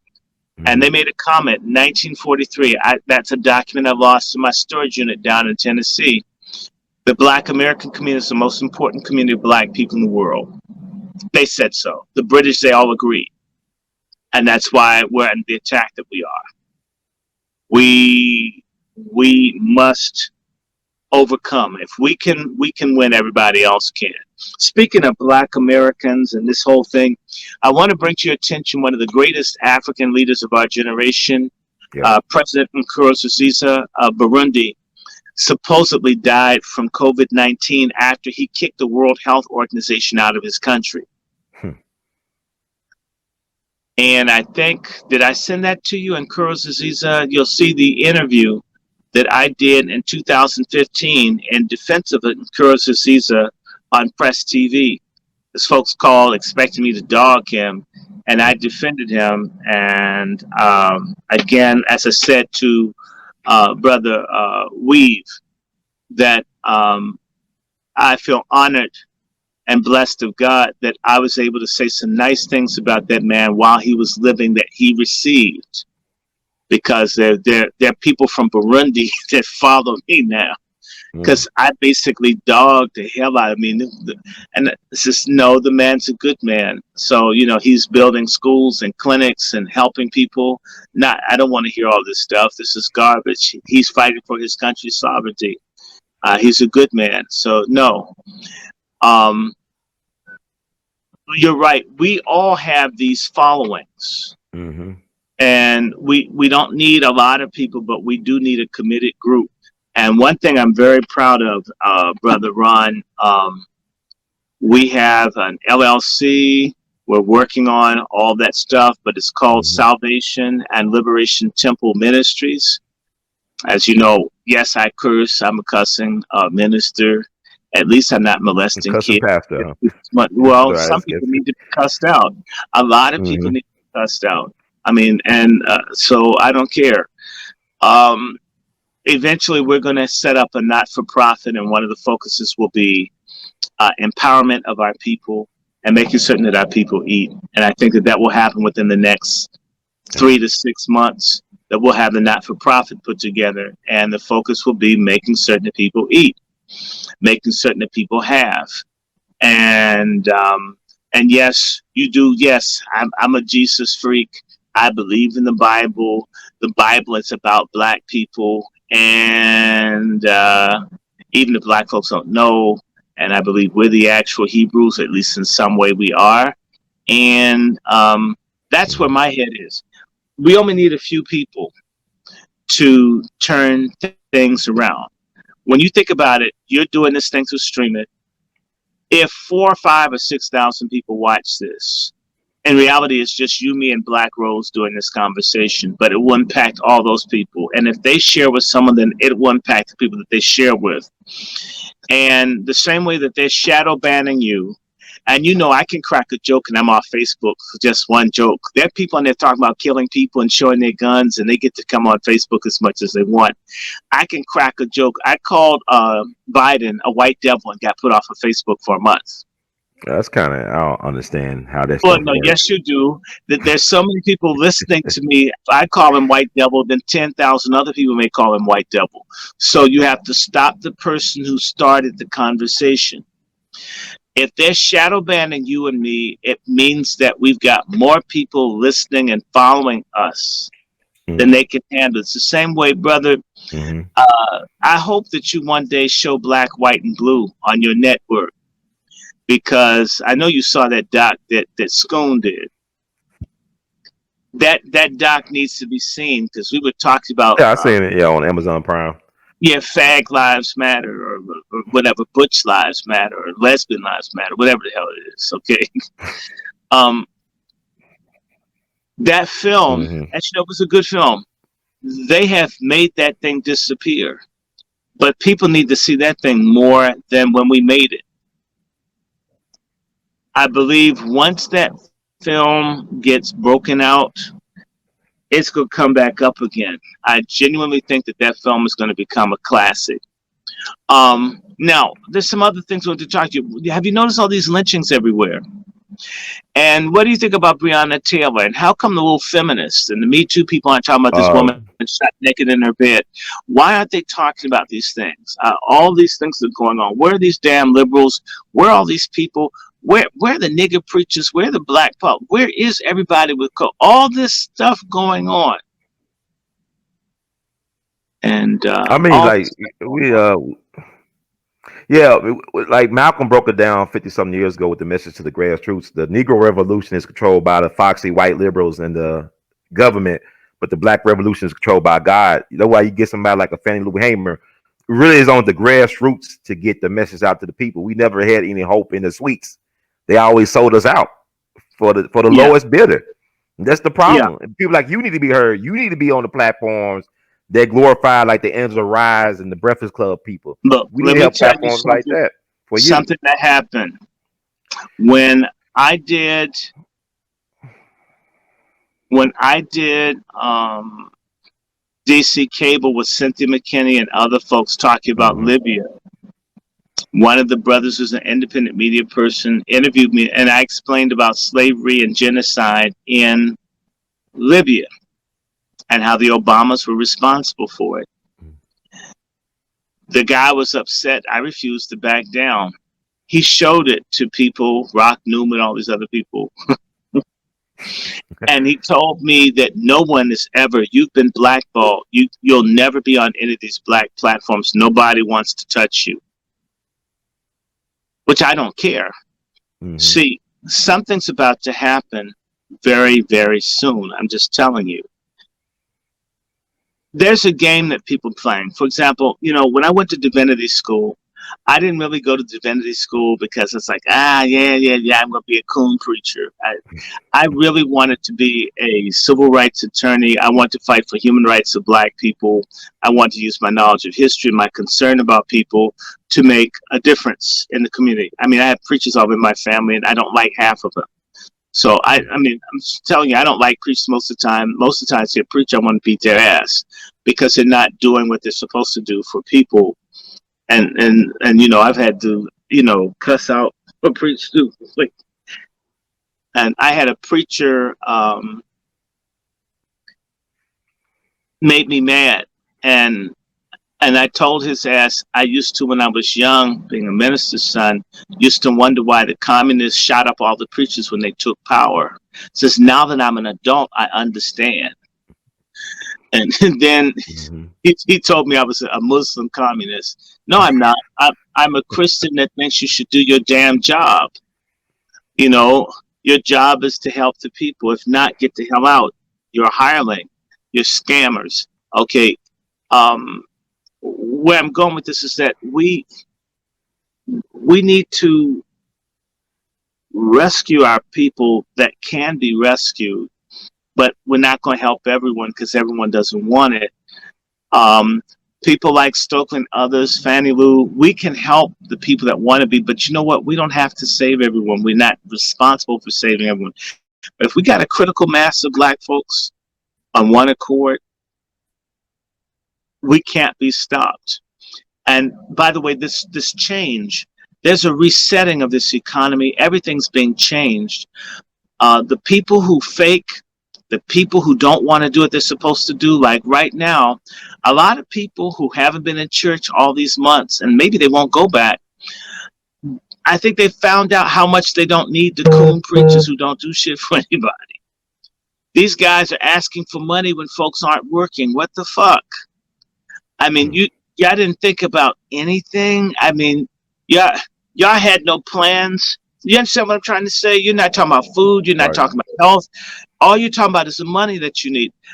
There's literally this COVID and so forth is shaking up the boule and the fake ass religious peoples. It's rocking their world. And there are going to be a couple of people say, hey, wait a minute. I can step away from a lot of this. Not so much step away from a belief in a supernatural God, but I can step away from the crap that people claim is required of the supernatural God, which isn't required at all. Mm. And I believe that, like the gentrification, like these mass evictions that are sure to come and all over the country because people can't pay their rents because they can't work. If you're a black politician and you aren't trying to get with people to keep them in their homes, folks are going to jack these people up. If you can't sit down in a room full of people and say, I'm with you, I'm for you, we're going to organize people to sit outside these homes and refuse to let people take you out. Right. If they refuse to serve the people, they refuse to be shepherds, they're going to be eaten by their sheep for the first time. And so it's kind of cool. I know ministers, they won't do anything in the community, but you know, they got a good music program. They got a good speaking voice. Their wife has a flair for those big Mexican sombrero hats on steroids. They got all this stuff, right? When it comes to the point where you got to decide whether those people in you are eating or have somewhere to live, you won't be able to, oh, God bless you. You're spot on. You're going to have to do something real or your ass is grass. I could say this for my dad, God bless him. I'm in his library. They believed in feeding people, helping people, visit the hospital, visit the jail. I mean, I knew some preachers, those niggas worked to help other folks. It wasn't about just them, right? You know, in the summer, my dad may feed like 30, 40,000 children. I mean that. I mean, Wow. there are people doing as best they could with very little. And by the way, my parents' income was less than $5,000 a year. How do you Mm. feed 30,000 people in the summer? And I'm talking about faith. You mean to tell me these mayors and people can't say anything to these police unions? And this is nothing. We can't talk about student loans and we can't talk about bad hospitals.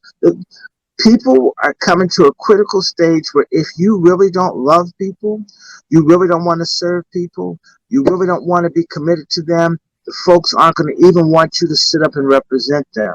And we're coming to that point very soon where black folks are going to have to get beyond emotion and feeling. They're going to say, what the hell can you do for me? What would you do if?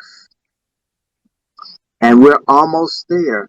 If this COVID runs a few more months, which it might, because this shit's kicking back up, there are going to be some things that have to change. And, for example, my family or some of my cousins have a church. They have an expensive church, and people can't gather there. I don't know how much money they haven't figured out. Yeah, y'all gonna have to think. So I know, folks. I'm doing your program, right? And I'm cussing your program, but anyway, look, I have people Mm-hmm. who have never invited me to ever speak or do anything, no matter what. Mm-hmm. Yet I can go to Europe and I can go somewhere else. But what I'm not trying to take anything. I have no value. Do you understand what I'm saying? We have these people, and they do it to you. They do it to a lot. I know a lot of black folks with abilities.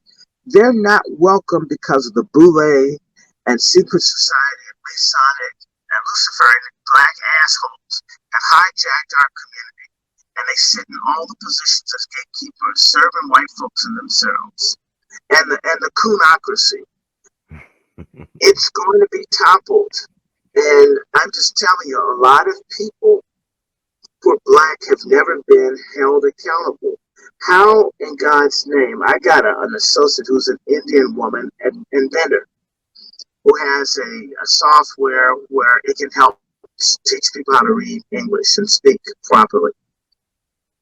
How could the stupid ass people in DC refuse to even let us do a presentation without no option about just, can we talk to you? No.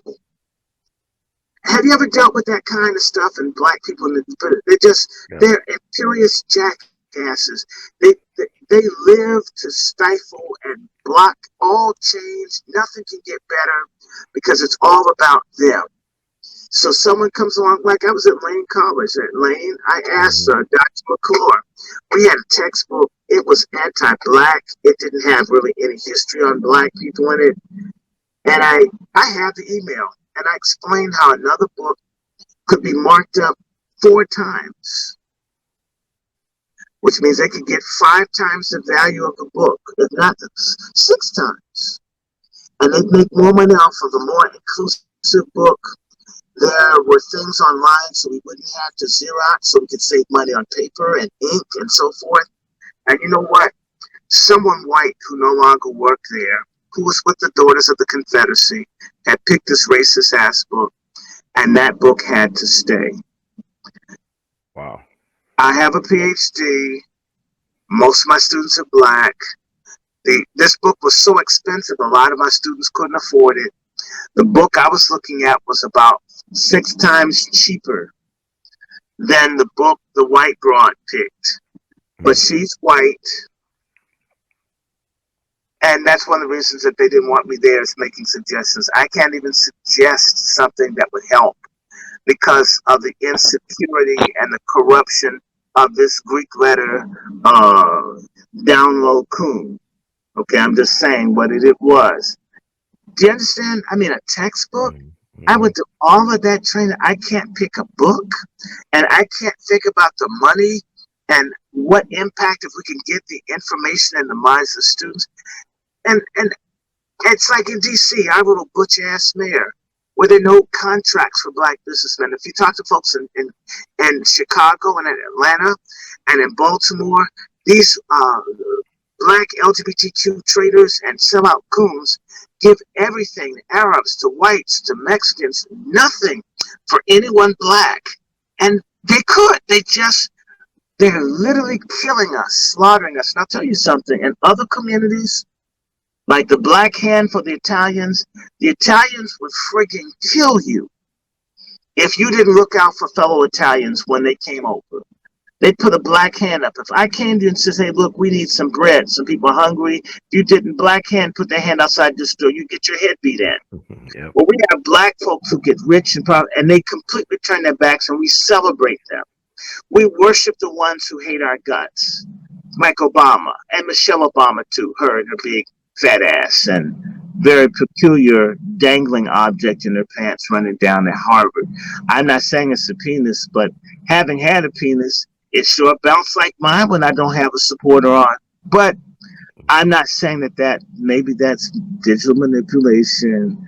On the Ellen show too, that's digital. It's all digital manipulation. Okay. All right. So I'm not gonna call her big mom. Okay. Stop. Okay. Stop.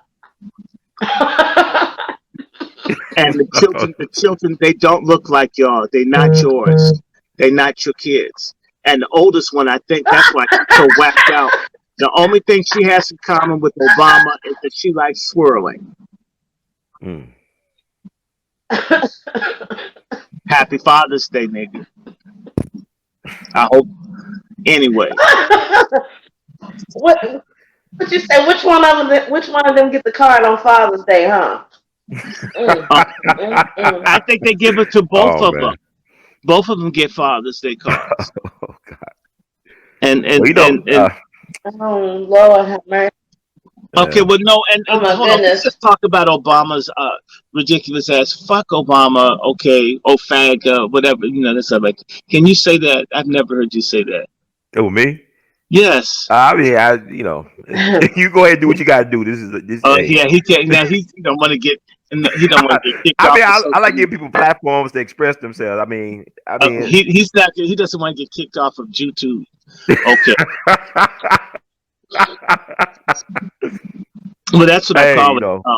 I'm scared. But actually, YouTube. Anyway, I won't say that.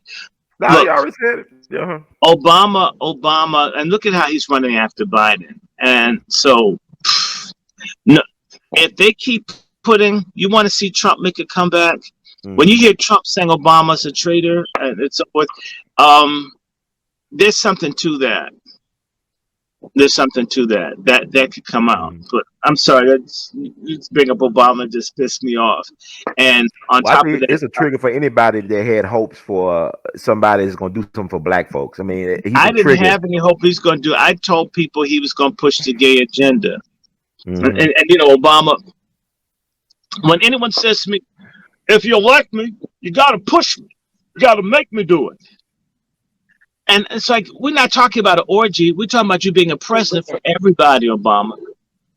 So, he got in this, says, no, a lot of people thought I was going to get in office. And I was just going to look out for the black people.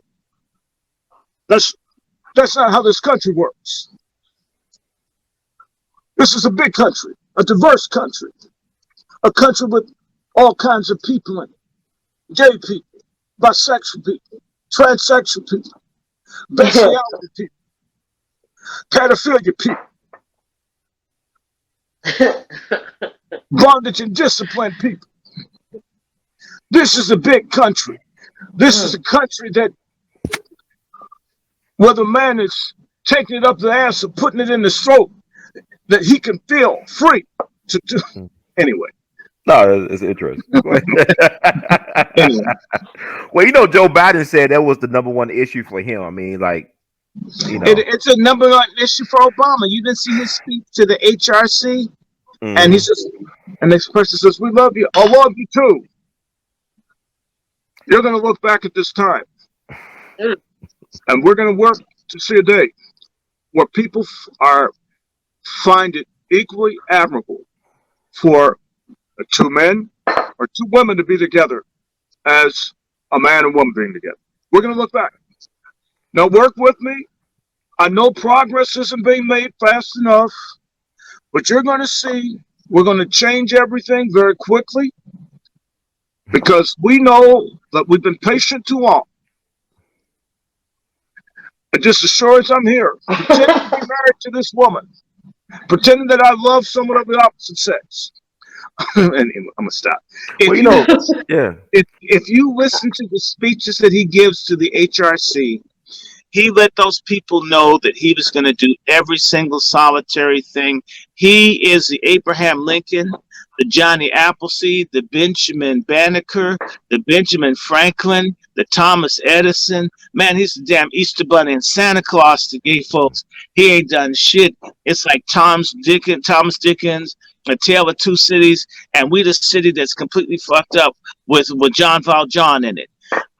He didn't do nothing for us, and now he's trying to run his broke back ass, prematurely balding, dementia-riven asshole named Joe Biden, who's done more segregating than George Wallace in his height. Please, no, Obama needs to go to hell on somewhere. And by the way, if my friend is telling me the truth that Obama was being warned by Hillary Clinton to cut down on messing with kiddies in the White House. This is why you don't see him saying that much. I mean, if it's true, I wouldn't be surprised. I mean, what kind of president plays ping pong in the basement with kids? Hmm. What kind of person gets $60,000 worth of hot dogs? You can't even bring hot dogs in the White House. I know. I used to work in the damn White House to bring food. You can't just bring it. You have $60,000 worth of hot dogs flown in. Do you realize if they had thrown all those hot dogs in the trash, folk would have been talking about it. So Hmm. I don't believe it was $60,000 worth of hot dogs. And what's that guy? I mean, that pedo gate is real. There's something to that stuff. There's nasty ass people. I'm here in this city. This is a nasty ass city. I'm telling you. You know what? I learned something when I was 11 years old, and I've Hmm. stuck to it ever since. Um, I made the mistake of wearing shorts on 4th Street Northwest, Hmm. and there were niggas, grown men honking the horn at a 10-year-old boy. It's behind. I Wow. stopped. I've never worn shorts since. It's been like 45 years. I don't even like to wear. I mean, if I showed you I have on pants, my behind is covered even in the house. Hmm. You know, let me tell my behind's not covered when I'm in the shop. I mean, because these people are looking at your behind when you were 10 years old. Wow. And that's how, no, this is a nasty ass. DC's always been a whoring ass. It should be called Dick City. I mean, it's a whoring, nasty city. That's why they made the Capitol. It's shaped like a little vagina, a diamond. I mean, like a little thing. I mean, you didn't realize that? The whole thing is nasty. And inside the little diamond is a big penis, the monument. See what I'm saying? Yeah. If you make it lie down, it would be penetrating into the hole. Wow. So then, no, this is a nasty ass place. And the river flowing through, it's like the blood and stuff flowing out of it. It's really nasty. So it's a nasty city. The biggest businesses here when the city started 220 years ago was whorehouses and places for people to get high so they could go to the whorehouse. That's what DC, in fact, DC was such a whorish ass place. It's a fact. And it's always been that way. DC, they were having homosexual drag queen cruises on the river in the 1940s and 50s. I mean, black people saying niggas couldn't ride on the bus, but they could have like a little Wow. gay orgy on the boat and shit. Literally down on the wharf. Now they're taking that all down. This is a dirty, degenerate city. The White House is evil. They've done all kinds of nasty stuff. They got tunnels and stuff. That's how the Kennedys were bringing in women for them to screw behind Jackie O's behind. Yeah, they were sneaking women in there so Jack could screw them in the White House and sneak them out. Sometimes a woman forget their drawers and leave them on top of Jackie O's pillow and then scratch her eye and look, whose drawers are these? Right. Um, it's a sleazy city. Clinton sleazy, Hmm. Obama sleazy. W. Bush, he had the little dude, Guckert, the one who they think was kidnapped, the little male prostitute porn king that came to the White House 300-400 times. Wow. It's nasty. It's always been nasty. I mean, Mrs. Lincoln, she was a junkie. She was shooting up in the White House. I mean, it was a crack house before we had crack. I mean, so this is how it is here. I mean, like our mayor that looks like Arsenio got a sex change and the mustache cut off. I mean, it's like that. I mean, and then who's the mayor before? The one before him looked like the Frito Bandito. Something's wrong with him. The one before him was he hired a lesbian to be the chief of police because she would cover up for him beating up his wife who didn't like his boyfriends. Now he's with a rich white woman. So I guess her money's so good now he can get it up for a woman again. Just right. And before him, you had Anthony Williams. Anthony Williams was faking. I knew he. I was working as a butler. He was with the ambassador of Japan.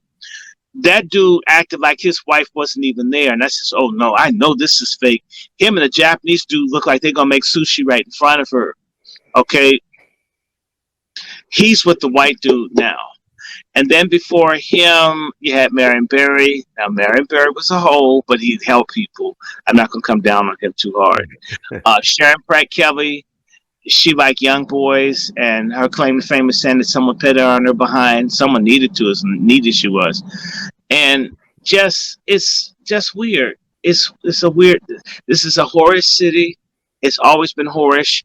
All the people in the Congress say nasty. People know if you want a job there, you probably have to screw someone to get it. People, when they say they want dictation, they don't want you typing. Okay, it's All right.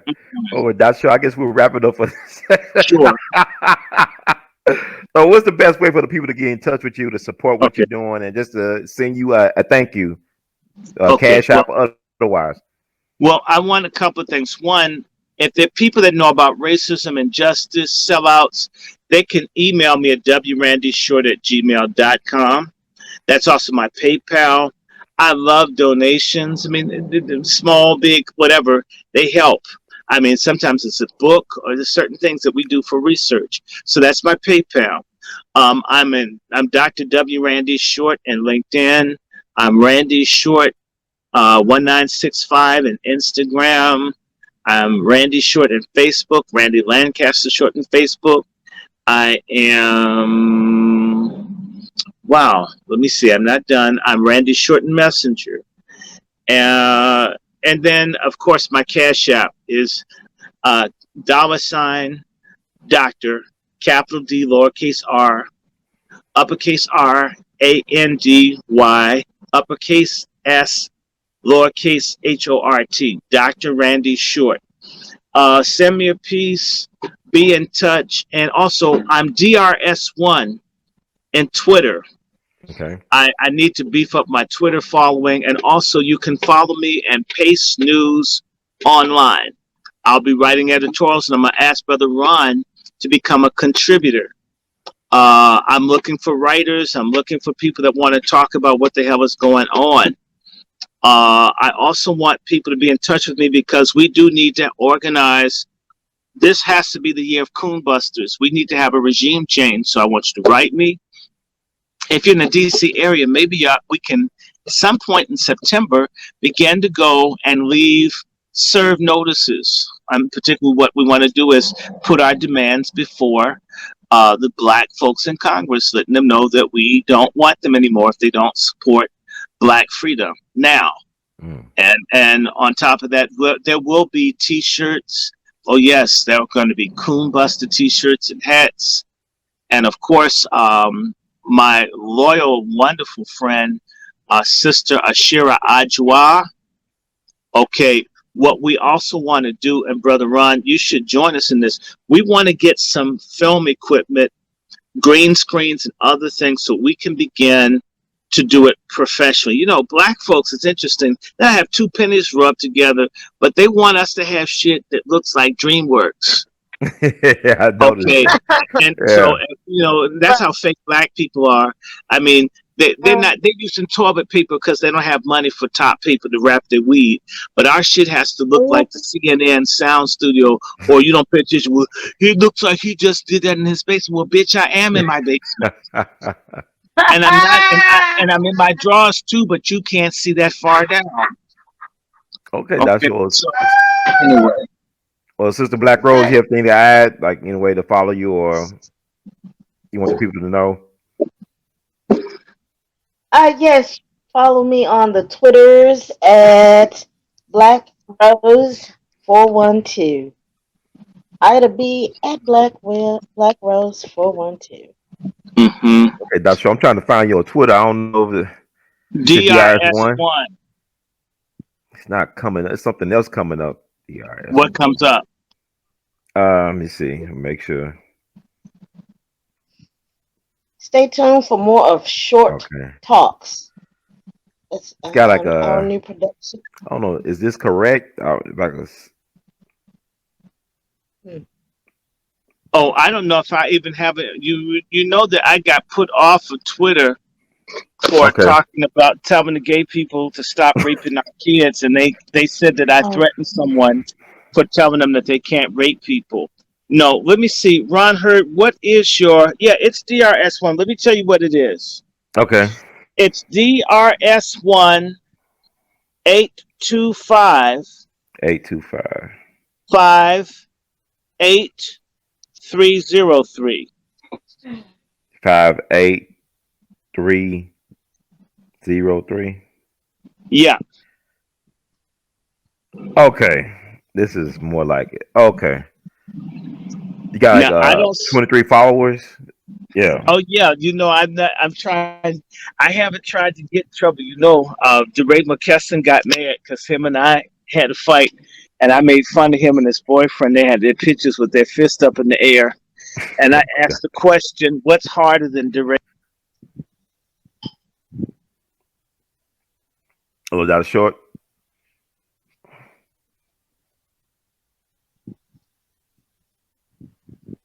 Oh, I think interesting. Yeah, Black Rose, you there? I must have froze up, frozen. Yeah. Yeah. Wonders of modern technology. Like, well, I guess that was a good thing. I guess we'll end it. So you said Sister Black Rose, all you wanted to say, or Yes, I did. Thank you so much, Brother Ron, for keeping this black media alive. hey, oh, Doctor. Very I think D Ray. I think the Black Lives or BLM people are not satisfied with this interview. Well, I don't. I mean, to hell with Black Lives Matter, and for me, DeRay McKesson.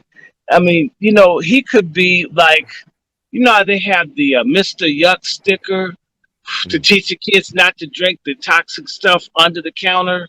Mm-hmm. He could be, I guess, Mr. Yuck. I guess he'd be Mr. Fuck. If you want to not get an STD, they'd have a little sticker that looked like DeRay McKesson and put it on stuff to scare people to live oh my decently so you don't end up looking like him. I'm serious. I mean, how many people look like a poster child for UNICEF? You know, dude, what? And it's just nasty. The whole thing is nasty. I can't stand little broads. They have the big poetic justice doodoo ball weave braids. That stuff played out in the '80s. Mm. Damn hoes, get some. I mean, you know, if you're gonna be hard looking butch, why not get like a more masculine looking thing? Don't try to be feminine. In fact, they got the hair, the braids that look like those albinos off the Matrix. Remember the ones that were trying to get Neo? Yeah, I remember that. But Dr. Short, thank you so That's what much they for had the another hair like that. wonderful. What is up with that? Nobody respects that. No, that's so we thank you so much for giving us your time and wisdom and insight to what's going on in the world today. We'll just be very much appreciative of the people who's listening or who's going to receive this information. I know they're going to be very happy. Hopefully, you support Dr. Short and what he's doing because truth telling is a very, uh, Expensive. it's very And it's expensive, not very selfless, and remunerative. They don't pay us, but man, we get into trouble for telling the truth. right. So but it's so much fun telling stuff, especially snitching out coons is addictive. You know what I'm saying? When you embarrass coons, like Right, exactly. I was doing somebody's show and I dogged Shirley Chisholm. I call her Shirley Chisler. Okay, And no, okay. Shirley Chisler she's a godmother of this LGBTQ movement among black people. Did you know that? I had no idea. Mm. No, Shirley Chisler. She one of the main things is pushing for gay rights. That's why Shirley Chisler thought she could be president before Obama. And you know that Shirley Chisler looked like a box of expired moose cookies. I mean, there's just no way. Hey, she was I'm serious. Caribbean too, right? She was Caribbean Yes, too. she's a trop. Yes, Okay, there I'm you go. serious. I've seen mud pies prettier than Shirley Chisholm, and with the glasses. I mean, where'd she get them? I'm serious. The Doctor Doolittle glasses that she had on. I mean, amazing, amazing. And you really thought you could be president? I'm telling you, I, I mean, how can I describe this? I mean, the woman looked like someone that messes up your pharmacy order. Gives you too many pills, right?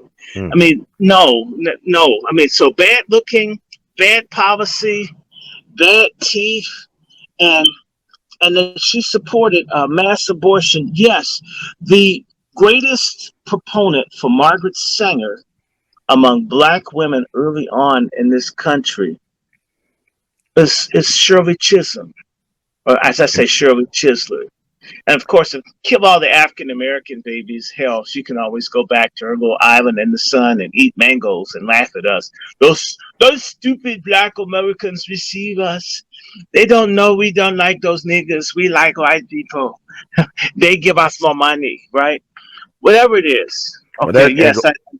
and they go back to Fannie Lou Hamer, who was sterilized against her own wishes by the state of Mississippi, and who Well, was for a Fannie Lou pro-black Hamer family. was fighting. She was fighting against Shirley Chisholm. Right, she'll fight against the feminists, all of them. She would fight Right, against all right. of them. You know what I'm saying? But She Shirley grassroots from the Chisholm, plantation. but Shirley Chisler was the person that they put up to counter Fannie Lou Hamer. Exactly. What I'm talking about. Go back to Kwame, all them guys. Ooh. Yep. So Shirley Chisler is overrated. I was on Sister Keisha's show and I said, I'm not anti-black women. I just want to be behind a good black woman. Right. I love Fannie Lou Hamer, but Shirley Chisler, aside from the fact that she probably didn't even make a decent plate of curry goat. Her husband looked all passive, and he was light skinned with wavy hair. That's probably the only reason she had him. Okay. Anyway, we got to go. I know it's late, and you're in Tennessee. I don't want with your lights on, it may attract attention from the KKK. But I'm right down. Hey. Huh? I'm right across the street where they killed Dr. King and where the Memphis race massacre started back in 1866. So I'm with it all the time on my mind, man. Yeah, well, you be careful. You stay white, as I say, and absolutely, definitely put the Cash App out. Let folk know.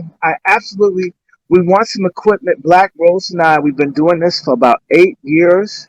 We're about to take it to another level. I can show you. I got my microphone stand. So I've got some of the stuff. I'm hoping to get a green screen. And by the way, look, this is what's so the name? tell the truth. Yeah. Now, she may have looked as bad as Shirley Chisholm, but she was cool. You can look bad to be all right. But we're gonna start broadcasting, and I want people to send us stories. Police brutality. We need to be breaking. We need to start forcing the stories out.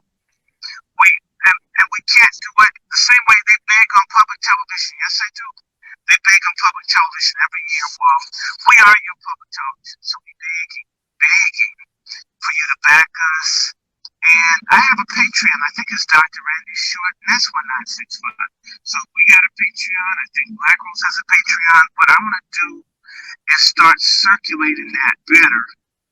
Yeah, Brother Ron, we should probably do this like once every so many weeks. You're hard to catch. I mean, it's easier to get an Indian to like black people than it is to catch you on the phone. And that shit's hard. Well, Dr. So we'll see what we can do, man. It's a crazy year, but thank you so much for spending time with us and enlightening us about things. Okay. The words of that famous Washingtonian, we love you madly. You keep on producing and pushing. Bless you. Good night. Good night.